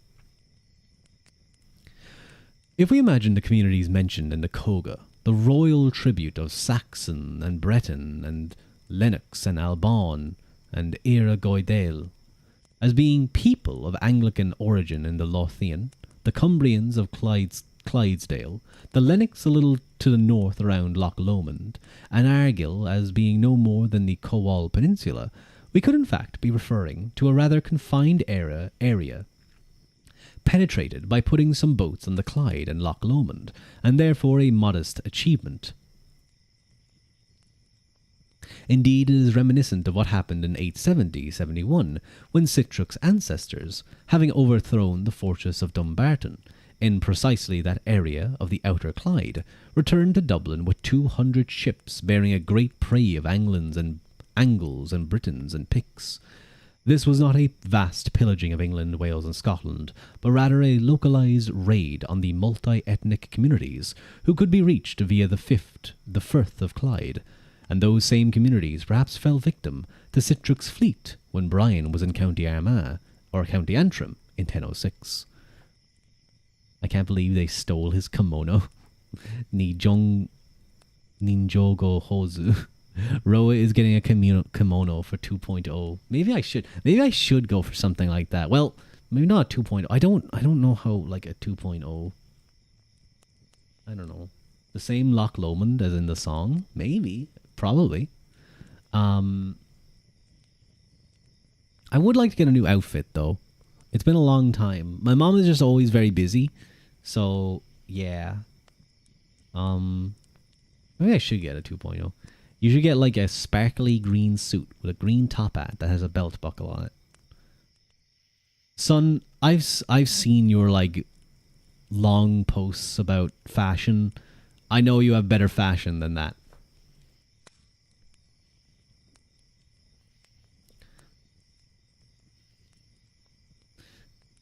Furthermore, it may be worth pointing out that he'll be starting his streams with Top of the Morning. I was trying my best to avoid the leprechaun joke.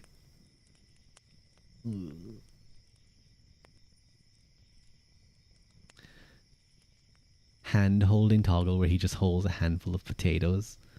Oh, I could be like that meme, you know, like I'm dropping, like you spill your spaghetti, I'm dropping my potatoes. It's like Fua talks to me and I start dropping my potatoes. Furthermore, it may be worth pointing out that male Cullum, who had succeeded in the kingship of the Scots the previous year, is described in the prophecy of Bearchon as an enemy of the Britons, battler of the Goyle. The Goyle, which is not Gael. Instead, Goyle is foreigner, basically. Raider of Islay and Arran. And perhaps this harks back to an episode of competition or cooperation between himself and Brian in the same area. But all this is speculation. The fact is that we know for certain, from other sources, that Brian had strong links with the region. The family that provided kings or claimants to the kingship of Western Isles at this time was the Mac Airlea, sons of Haraldr. In 971-2, Maccus and Gofraid, Gudrr, Mac Airleat, were trying to take possession of Anglesey, but in 974 they made a great hosting around Ireland, arriving into the Shannon estuary in the company of the lawmen of the Isles, where they stormed the monastic site of Inishcathig, at which the Norse of Dublin had set a base, taking as prisoners overseas the latter's king, Eimar. As Eimar was a bitter enemy of Brian's family, whose war with them was to lead to the death of his brother Matgamon 2 years later, we can suppose that the Dal Caish and the Mac Airley on the Isles were already in alliance. Hello, Clever, it's nice to see you. In 980, shortly after Brian assumed the kingship, Gofraid the Mac Airleat was back in Wales, where he took sides in a succession dispute over the kingship of Gwynedd and ravaged Anglesey and Lynn. While 2 years later he had turned his attention to South Wales and attacked St. David's and Dyfed in general. You haven't eaten any potatoes in a while? I think I've gotten tired of them. You ate boiled potatoes every day for like almost a year. Eating toasted cheese sandwiches every day.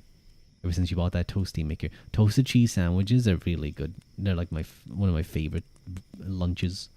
Why can't I hold all these taters? I've never heard anyone call them taters here. Potatoes can be so delicious and we're just like, oh, they're so good. They're so good.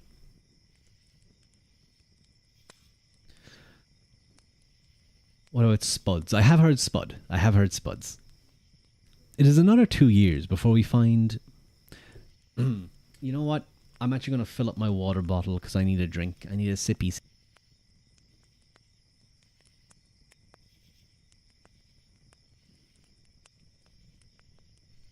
That's not what I wanted to say.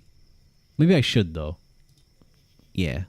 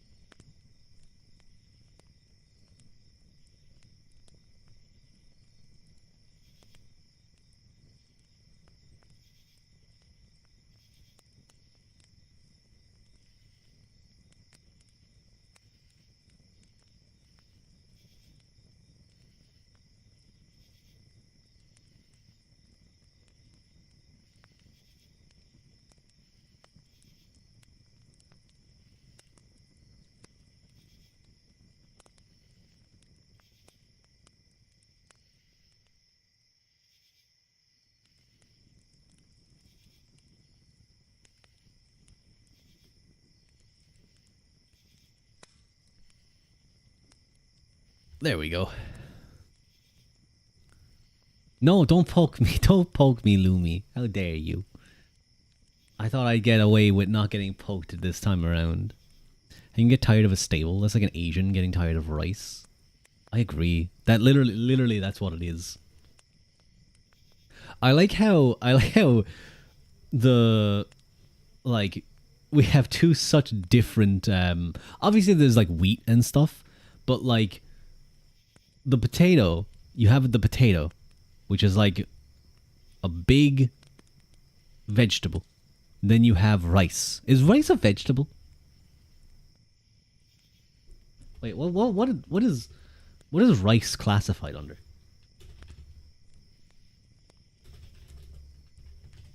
No, it's a grain. No. It would be a grain, wouldn't it? It's like wheat and stuff. Sorry, yeah, it's a grain. It's a grain. What am I talking about? I'm dumb. because I was liking. So what happened there is I was liking rice to potatoes, in terms of, I would say, popularity of, like, in Ireland, like the two island nations. Like, yeah, there's Britain there as well. And I just got confused. I like confused myself because I thought in my brain I was going to say a potato is like a giant rice. Is what I was going to say. It's literally called a grain of rice. I'm so dumb. A potato is like a giant grain of rice. So you have on the east, in Japan and in East Asia, and other places, obviously, you have rice, small grains. And then over in the west, you have big potato, big rice, big piece of rice. Small rices, many rices, good. Big rice, very good too. I think the potato is literally one of the most nutritious foods in the world. Like one of the most natural, it might be the most naturally nutritious, like dense food in the world. How humans cultivated grass seeds and rice. Mike, do you think it's possible that it was the grass seeds that cultivated humans and the growing them and spreading them? Go live out in a farm in exile and eat cabbages as punishment. I don't want to eat cabbages. Back to the bottom, working my way up. Oh, I'm sorry, Lumi. Honestly, just a baked potato with some olive oil and coarse salt is so good. Peak. That does sound good. If you're making like roast potatoes, if you get like one of those like really low calorie oil sprays, if you spray those on the potatoes, you get them nice and crispy. Brown sauce is really nice with roast potatoes, by the way. I would highly recommend it. I can feel it getting slowly more humid as the night goes on. I don't like this. I'm just going to finish out this little section, though. I feel like we've done well. Where do we start reading from again? 35. Okay, we've almost done like 20 pages. I would rather die before getting an oil spray. It's fun. You can use like any oil. You can use like olive oil is fine. I think the spray is just handy. The spray is just handy because it's like a little, like you just do like a, that's it. But I understand. With the help of the mighty priestess Medea-chan, I cast forth these dragon rice grains into the earth. Earthborn samurai. Is that how Asians were made? You just a little bit of water, a little bit of earth, and like a grain of rice, and an Asian person forms. Mike, can you confirm that's true? I guess it's a DIY. It might be acceptable. That's fair. 90% made of rice. That makes a lot of sense. The other percent is what is Japanese Thievesville? I don't know. Where were we? Oh yeah. It is another 2 years before we find direct evidence of the Mac Arliot alliance with Brian. In 984, Brian travelled to the second great Hiberno-Norse town at Waterford, whose overlord he had become, and the Owls describe an extraordinary rendezvous there with the Mac Arliot, who arrived in their fleet from Wales or the Isles. They had a formal exchange of hostages with Brian, to act as collateral before a projected joint assault on the third and greatest of the Hiberno-Norse enclaves, Dublin. This did not materialise, although they did jointly wreak havoc on enemies in South Leinster, and we hear nothing of Mac Arliot for 3 years, until they fought a battle in the Isle of Man in 987, the same year as what seems to be a second operation by Gofrid Mac Airley in Anglesey, although Anglesey and Man are easily confused, in which he took a massive prey of people. When Gofrid died 2 years later in Dal Riata, either in North Antrim or Western Scotland, he is called King of the Islands of the Foreigners or Western Scotland. He is called King of the Islands of the Foreigners, Rí Inish Goil, the first person ever to bear a title that would survive for centuries, and when his son Ragnall, Rogvaldr, died in 1005, he too was termed in such a style, a King of the Isles. If he was still functioning as king in the Hebrides or the Isle of Man, or both, it is curious that another source tells us that he died in Brian's province in Munster. Presumably, the family's alliance with Brian was still intact, and in 1005, of course, was the year of Brian's expedition to Armagh and an adoption of his now new title, Imperator Scotorum, just possibly a nod in the direction of peoples in the wider Gaelic world. So when Brian fought his last battle some years later at Clontarf, one of those who gave his life fighting alongside him was Donal MacEamon McCainoch Moore, the Moormare, Great Steward or Sea Steward of Scottish province of Mar in Aberdeenshire. What a Scottish Earl was doing in the army of the King of Munster we can only guess at. Perhaps he was nothing more than a hired mercenary, but even if he was a mercenary, Mar is northeastern Scotland, and Brian hailed from southwestern Ireland. Surely his ability to recruit to his banner someone from so distant a locality speaks volume to his ties with the region. Besides, the Earl of Mar is listed as one of the Irish kings and noblemen who died alongside Brian, and it is most unlikely that he took part in the battle for payment. He was an ally of Brian, and perhaps if there is anything to Brian's claim to be Imperator Scotorum, he was in fact a vassal. Good night, Casey. Have a good sleep. How long is this next section? Because it's not that long. It's only like 1, 2, 3, 4, 5 pages. And then we can say we got 20 pages, which I think would be a good reading stream. Yeah, you know what? I'll push on for another 5. Brian's slogud Tim call Aaron. Brian now having become a patron of Armagh, it is noticeable that the Annals of Ulster, which give us Armagh's viewpoint on things, take a more benign view of his actions from this point on. They therefore decide that he had returned home from the 1005 campaign, bringing the pledges of the men of Ireland with him, as if to suggest that his work was done, and he had now received the hostages or pledges of all Ireland. Even the Coga is more circumspect, noting that Brian acquired the hostages of Dal Fiatach of Olaed and their neighbours of Dal Neardy, and of the north also, the lands of the northern Nunail, except Kinneal Connoil.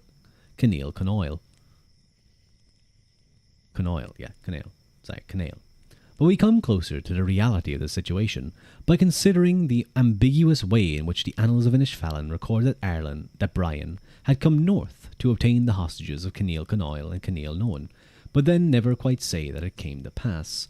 And the reason is undoubtedly that these pro-Brian sources were concealing the unpalatable truth that, as the sceptical record of the Four Masters and the Chronicon Scotorum have it, the net gains of the expedition were limited to the acquisition of the hostages of Uloid, albeit both the Dal Fiatach and the Dal Neardy. In fact, the Four Masters tells us that in that year, the king of Kinneal Noan, Flabertoch Uanoil, led an army into the Lechael district of County Down, killing its king, and in a separate incident fought a battle at Loch Brickland, also in County Down. Hello, Spectra. Welcome in, welcome in. Ishfallen. Did I read something that was very Ishfallen-y a moment or two ago? I don't know, I'm looking for it.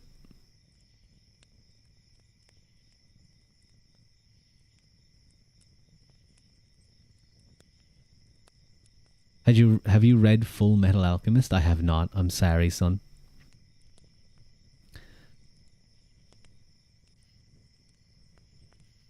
Loch Brickland, also in County Down, at which the heir apparent to the kingship of the Ua Eircock was slain, The people of O'Loyd were being punished for their submission to Brian, to which Cneil Noan were, it seemed, vehemently opposed. Indeed, in the following year, Flabertuck widened his campaign of intimidation of O'Loyd's subject peoples by launching an assault on the Conneely Mearthmana of North Louth, although he seemed to have come off the worse from it. Therefore, Brian's war would go on, if it is appropriate to call it a war, as unlike Cneil Noan's bloody aggression in O'Loyd, the various accounts of Brian's northern campaigns thus far are entirely silent on whether as much a single blow had been struck in anger. Called the Ishvalans. I have no idea who they are. I'm sorry, son. I think maybe you misheard something. It is the stubborn independence on the part of the Northern Unail that compelled Brian to proceed north again in 1006. And this grand tour seems to have been quite extraordinary, even by comparison with the earlier exploits of this man, now probably 65 years of age. There seems to have been an air of majesty about it, which caught the contemporary imagination. So the Annals of Ulster, in their coverage of more than 1,000 years of Irish history, only once used the phrase Sloga Timcoil Éireann, a hosting around Ireland, and as of this particular happening among the great historic campaigns throughout the length of breadth of Ireland, one that sticks out in the famous march in 941 by Muircheartaigh na Cócail Craachan MacNeil, who entered into folk memory of the Irish, and yet the account of it in the Annals of Ulster is by no means as elaborate as their description of Brian's expedition in 1006. The annal that really goes to town on describing Muircheartaigh's campaign in 941 is that of the Four Masters, but it has clearly been embellished at a later date. The fact is that for a period in which Brian was active, and presumably it is just a coincidence, the Annals of Ulster and other chronicles are unfailingly concise, to the point of being cryptic. And yet they burst into life to record the episode of Brian's March of 1006, and insist on documenting the great army's itinerary as it advanced in a vast clockwise manoeuvre around the island. He hates anime. He isn't even a weave. He touches grass too much. I bet he reclines in his seat.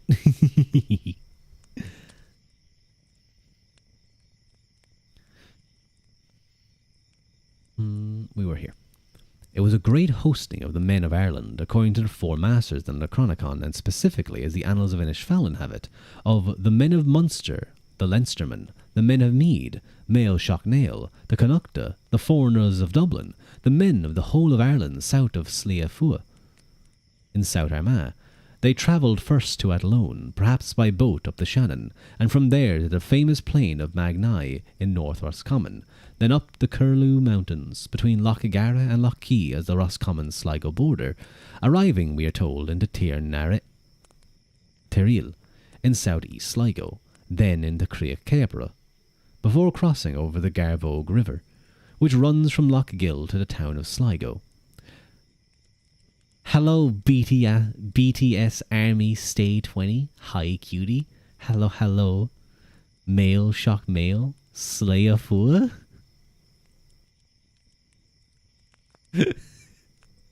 Mail mentioned. Uwu. Yeah, Mail Shock Nail. M-A Fada E-L S-E-C-H-N-A-I-L-L.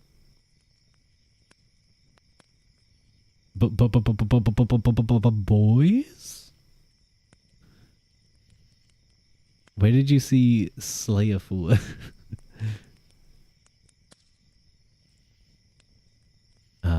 And then, keeping his left hand to the sea and his right hand to the land, and Ben Bulben, into the northern tip of County Leitrim, over the Duff River, and over. I heard Sliabh Fua.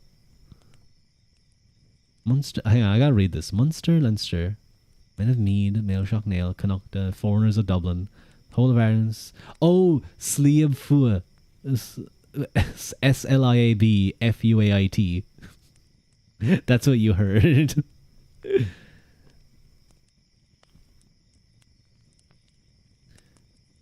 Where were we?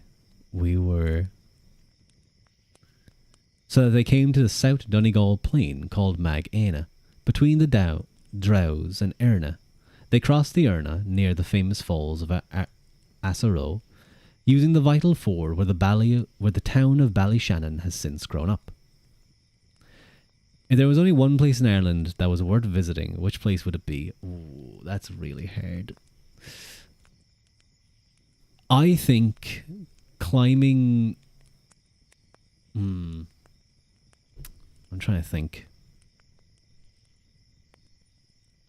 I can't name a single place in Ireland. Well, you're English, I expect that.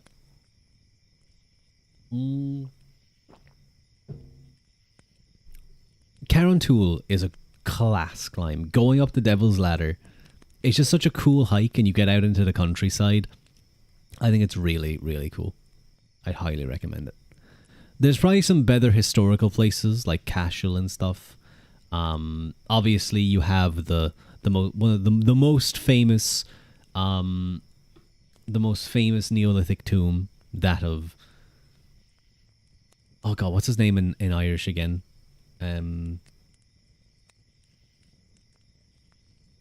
Oh no, it has a very specific name in Irish, and it shows up in all of the the big tomb. The big tomb is what I'm talking about. What's it in Irish? Because actually it's like constantly being traded back and forth between multiple characters in it.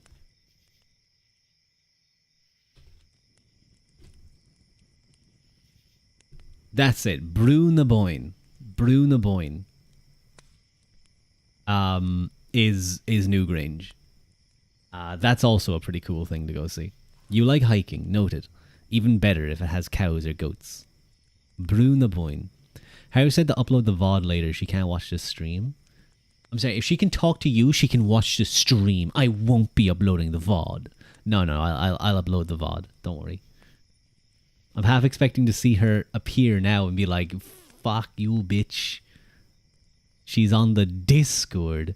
Haru's a girl? He hates Haru. Yeah, Haru is a girl. Who likes men and when men do things together. Fujo. She's not even here to defend herself either. She's a dirty Fujo. She's a resident Fujo. You can't, Clyde, you can't say resident Fujo. No, Fox, don't poke me. Don't poke me. Get away from me. Stop it. There's way too many Fujos in this chat. In this viewership, in my community, to say the resident Fujo. There's only one Haru I know that is a boy that I suspect is a girl. Now there's another Haru who I thought was a guy, but is apparently a girl. Spectra doing a little dance. How do you spell that name? I'm researching for a possible future trip. It would come up as Newgrange. Newgrange is the Irish, is the passage tomb I'm talking about. It's known as Brú na Bóinne. BRU Fada NA,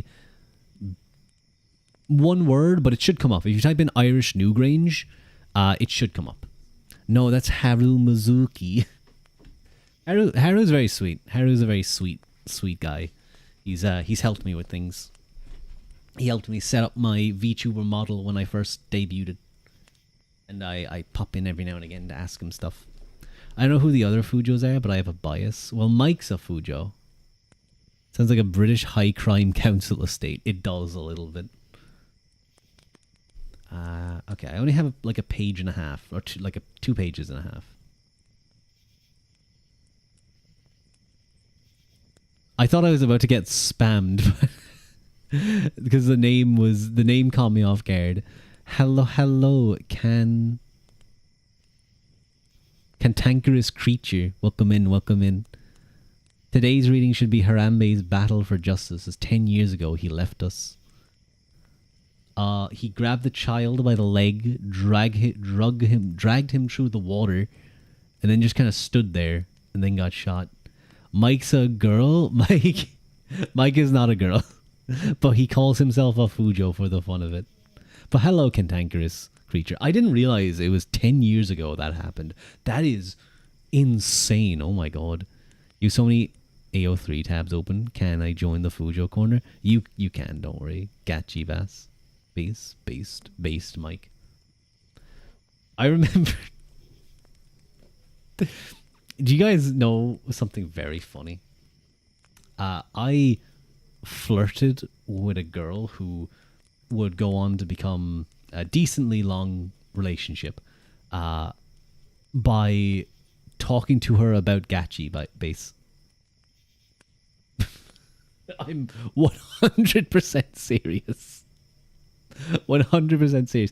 I explained what it was and that I thought it was very funny. And then we went on a date. Stay away from women. You're supposed to get with men. I think I read somewhere the death of Harambe lines up with the World War II surrender of Belgium or something.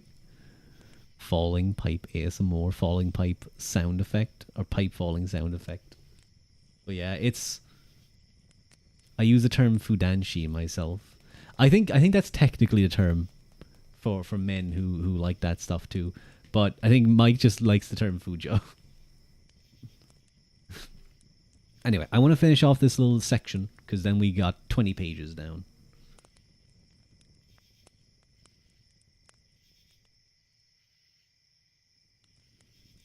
Where were we? Oh yeah, here we are.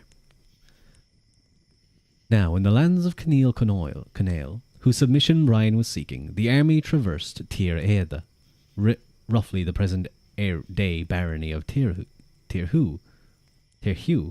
which runs from the Ballyshannon area up past the town of Donegal, but they then inexplicitly left Tir Canail over the Barnesmore Gap into Canail known territory, nothing further being reported of their actions until they forded the River Bann, at first at Kamsa. I'm like, some of these names aren't even things. I don't even know these. A silence we can no doubt equate with a lack of achievement. I just noticed the snails. Oh yeah, Mike, is this your first time seeing the snails? Oh my god. They've been here for a while. Is your name Scottish or Irish? I'm confused because I can still understand what you're saying. I am Irish. It is an Irish name. Ruadh is how you would pronounce it.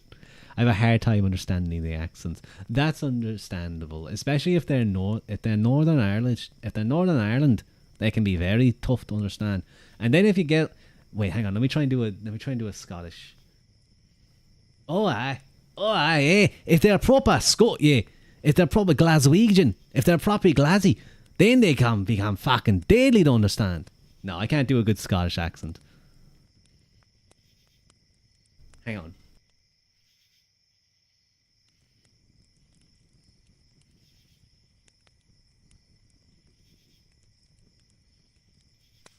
No, I can't get it. I'm sad now. The green one is Garfield. Yeah, you named the green one Garfield, and all the others are just Snail 1, Snail 2, Snail 3. They're very pretty, Kaleido, though. Thank you for them.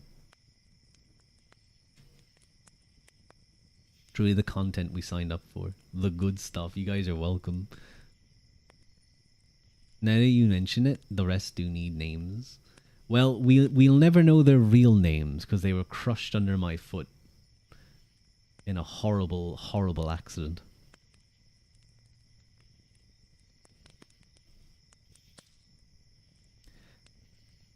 Where were we? We were here.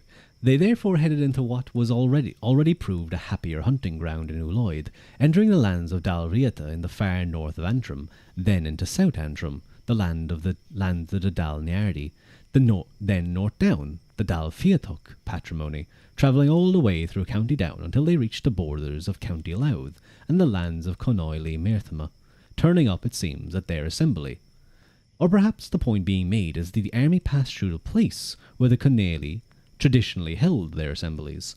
The great army finally disbanded around the feast of Lunasa, the beginning of August, when they reached a place called Bealoch Dún, which seemed to be Castle Kieran on the black water west of Kells, County Meath.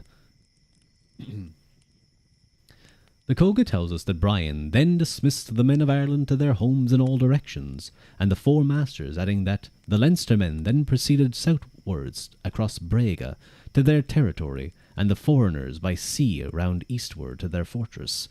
The Munstermen, and also the Osraig and Connaughta, went through Mead westward to their territories. Oh god, okay, we're almost there. I have like 3.5 pages of this section. Then we'll be good. You could say you snailed it. That doesn't make any sense. Oh wait, no, nailed. Nailed. It does make a lot of sense. You snailed it. Ah, that's very smart, tasty. That's very smart. Makes me want to eat some cabbage, pork, and potatoes. I'm not a big cabbage person. I do like my carrots, my carrot and parsnip mash, broccoli. Yeah. Now in the lettuce paradise, munching yummy vegetables. True, true. They're eating all the veggies. They're eating all the sun's flowers.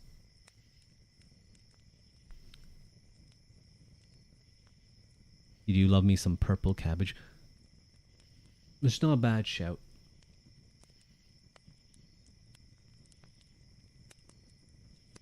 Excuse me. The whole enterprise seems to have been mesmerizing to contemporaries in its scale and its splendor, and in the sheer ambition that underlay it, but it is more apparent that it failed. The total silence of the annals of Inishfallen on the subject of whether the northern kings tendered their hostages speak volumes. The four masters in Chronicum Scotorum expressly state that Kinneil Conoil and Kinneil Noan refused to submit, and although they can see that the Oloi did give their hostages, and as the Coga glamorizes this triumph, thus providing in passing one of the earliest mentions of the word Balia, for which the Ireland's Bally place name derives. How dare you? Brian was then at Creab Tulcha, the Ulaid rendering food to him there. They gave him 1,200 beeves, 1,200 hogs, 1,200 wethers, and Brian bestowed 1,200 horses upon them, along with gold and silver in clothing, for no food provider from any of their estates departed from Brian without receiving a horse or some other gift that deserved his thanks. It is at this juncture that the Coga blazes the expedition against Saxons and Britons and Scots, and is convinced that by the year 1006, Brian had reached the pinnacle of his power. Hello, Banana, it's nice to see you, 1,200 hogs. I bet you'd like to see that, Mike. Thank you for the head pat, Kaleido.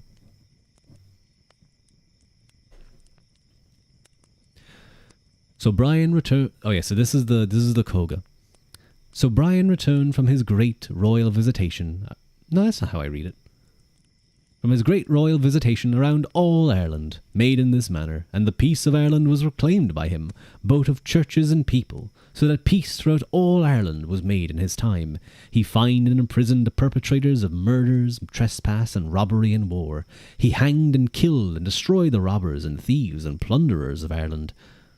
He extirpated, dispersed, banished, caused to fly, stripped, maimed, ruined, and destroyed the foreigners in every district and in every territory. Gula gacha tir ocus gacha tuha. Throughout the breadth of Ireland, he killed also their kings and their overkings, their warriors and strong soldiers, their men of renown and valour, Areaca ocus a ruocra, Atriral ocus a thrin, melid. He enslaved and reduced to bondage their stewards and overseers, their mercenaries and hirelings, and their comely, large, cleanly youths, and their smooth, youthful girls. We see here again the author's preoccupation with the Viking scourge, and what Brian's supposed role in ending it. That aside, his point is that Brian ushered in an age of peace. Cranking my 1,200 hogs. After the banishment of foreigners out of all Ireland, and after Ireland was reduced to a state of peace, a lone woman from Tory, an island off County Donegal, in the north of Ireland, to Cliedna, Glandore Harbour in West Cork, in the south of Ireland, carrying a ring of gold and a horse hod, and she was neither robbed nor insulted, whereupon the poets sang, From Tory to pleasant Cliedna, and carrying with her a ring of gold. In the time of Brian of the Bright Side, fearless, a woman made the circuit of Erin. O Turig Cocleadna Kies, is oil ur eka ria ois, is re brian togoil near team, da tuakil oinvain Erin. I have no... Old Irish reads so weird. I'm not even that good at Irish either. It is a romantic notion that Brian brought such tranquility and imposed such reverence for law and order that a woman could traverse from Ireland north to south on her own without hindrance, and we would expect nothing less of the naive author of the Coga. Yet the same idea is in the annals of the Ulster. While its Armagh focused our author was more excited about the fact that in 1006, as he puts it, Brian granted full demand of the community and successor of Patrick, which presumably means that Brian again met the abbot of Armagh and granted further privileges. The account of his bravura journey ends, like the Coga, by quoting a quatrain of verse. It is remarkable that Sliab Cua has no maraudering brand. The foreigners do not row on the Eidnoch. That a lone woman crosses Luchar. That cows are without a herdsman, lowing. That is in Brian's time. Then, of course, this has more than a whiff of retrospection about it, and we may take it that it was not written contemporaneously, but it is interesting that it was inserted here under the year 1006, precisely the same point in time at which the Coga places it. The Coga is not contemporaneous either, but was written by someone who may well have lived through the last years of Brian's life, and hence looked back on his childhood with rose-tinted spectacles. Despite, therefore, the limited dividends he reaped in his stately circuit of Ireland in 1006, Brian had never been more dominant. His methods were undoubtedly not without precedent.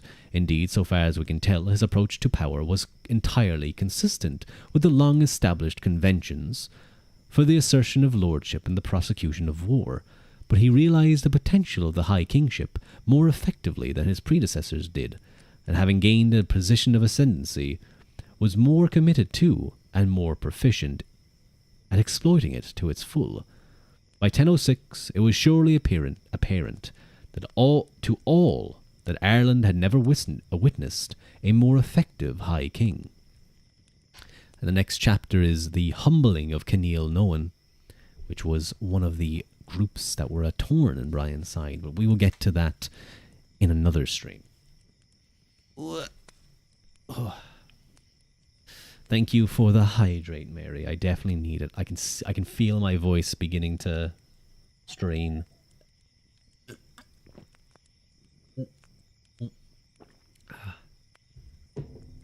Oh, I needed that.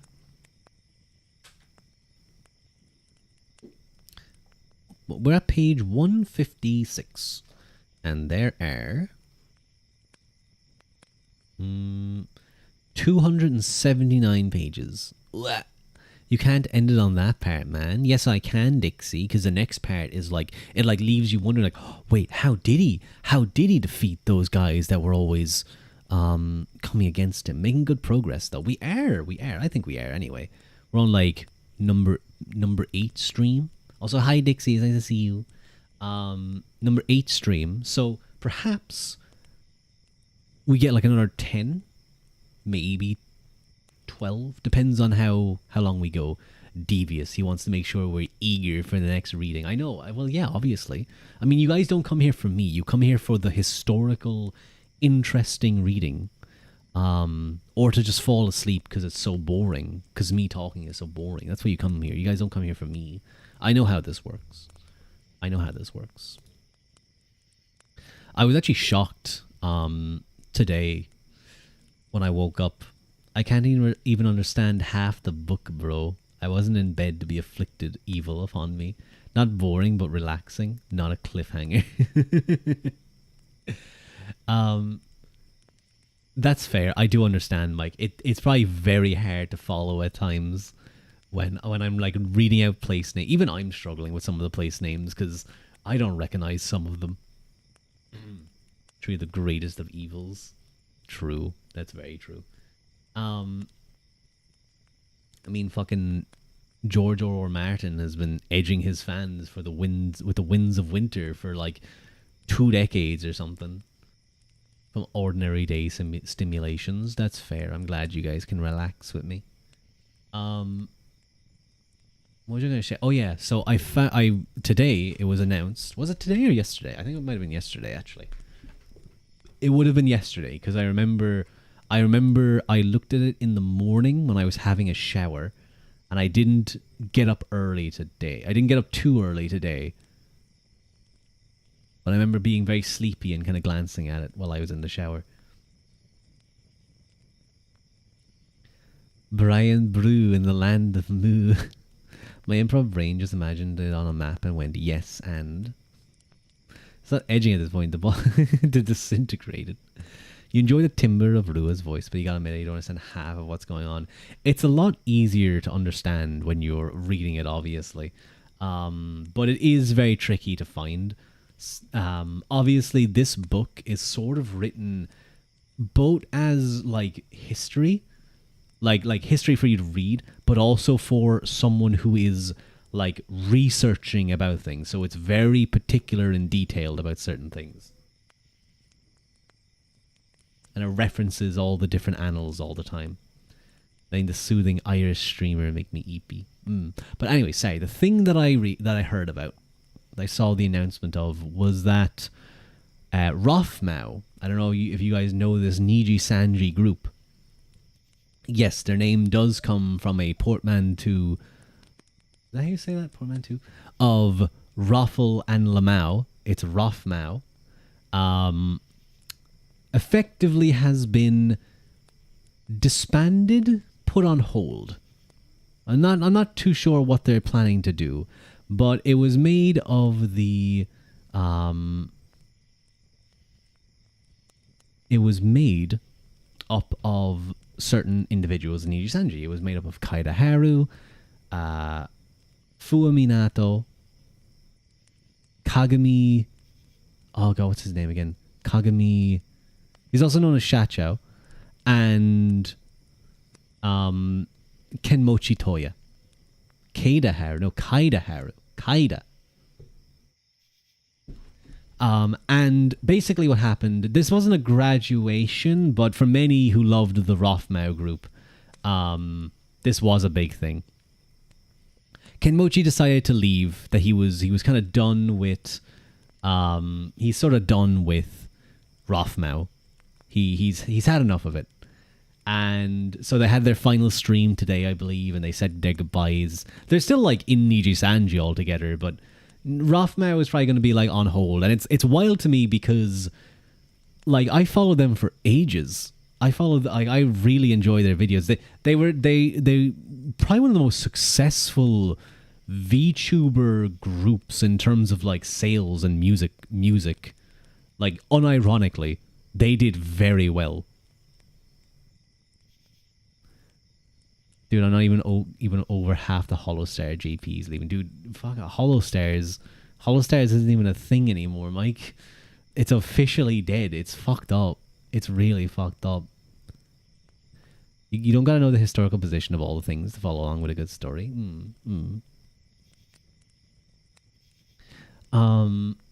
But yeah, it's just kind of a big shock. Like for me, it was Kaida Haru that I mainly followed. He was like one of the first VTubers I really got attached to.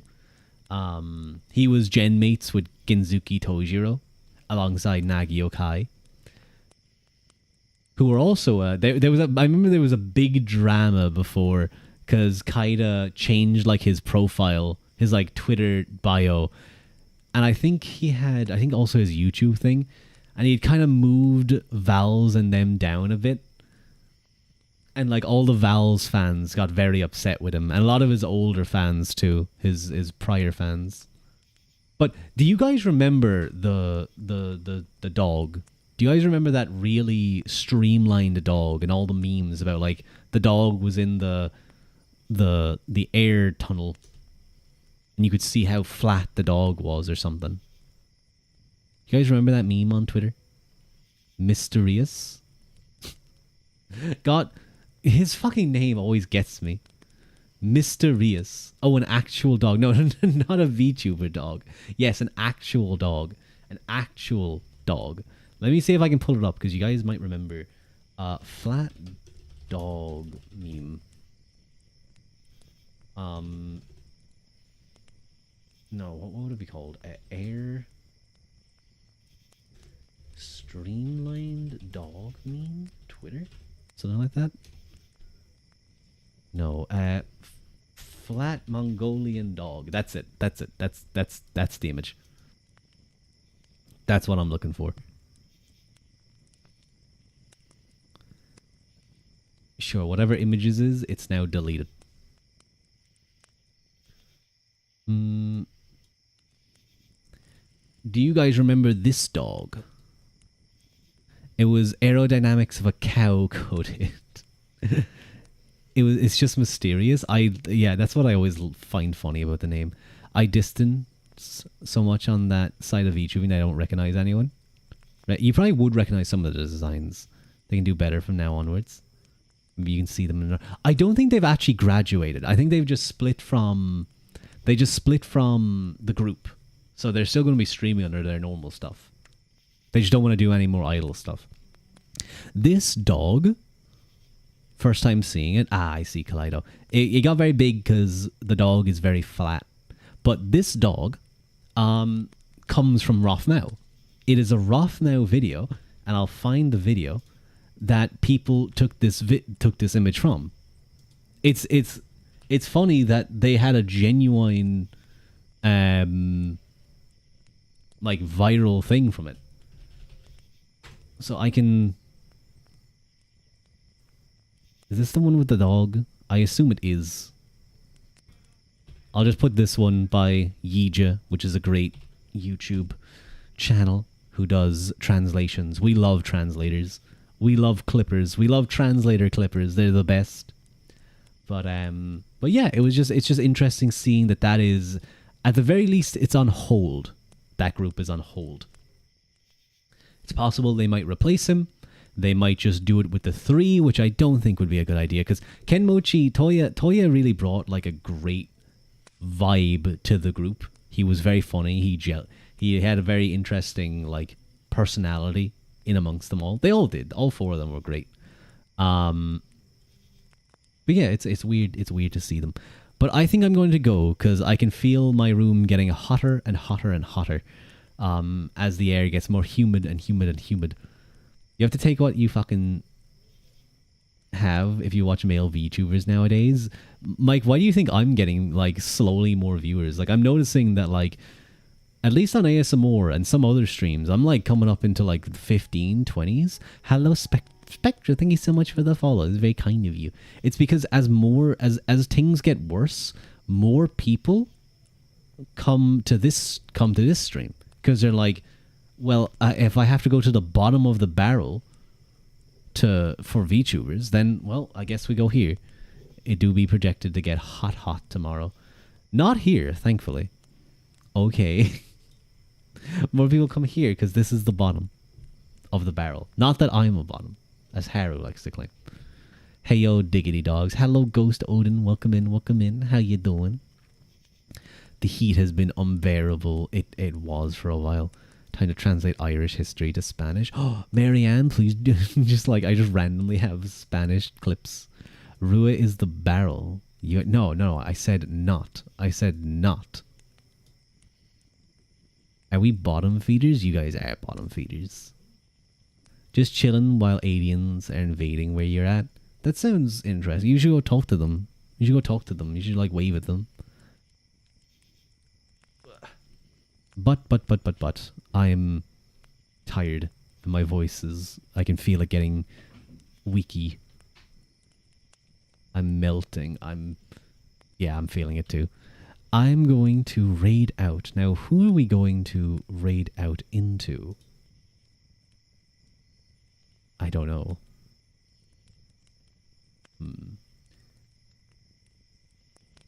I don't see anyone doing ASMR right now.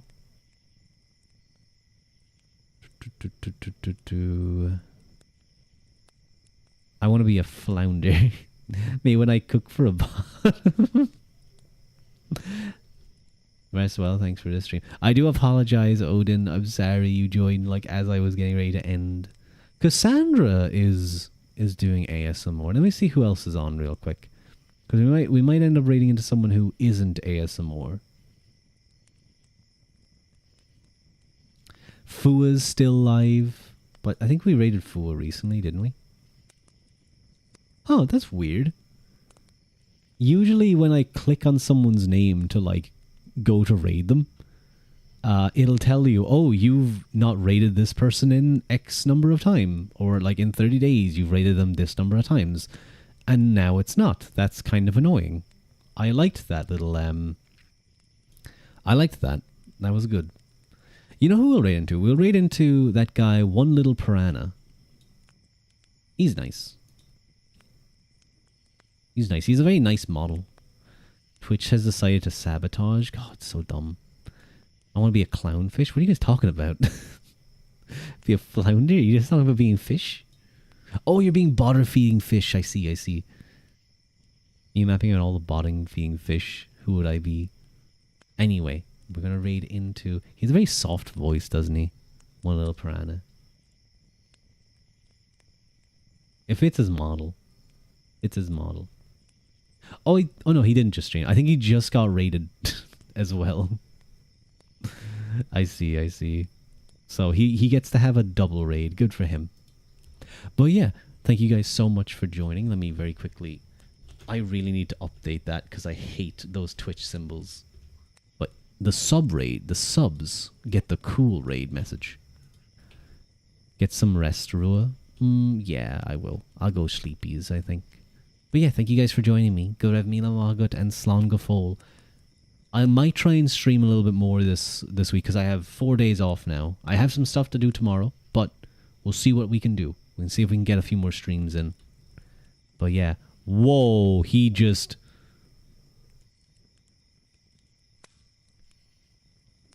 Anonymous gifter. He just got like 20 gift subs? 25. Oh my god. Good for him. I guess we'll raid him. I feel like we're about to... Like, it's going to be, like, very diminished now. I know who did that. Oh, that's good. Anyway. Go... When are you guys going to drop, like, 40 gift subs for me, huh? Anyway, bye, guys. Bye-bye.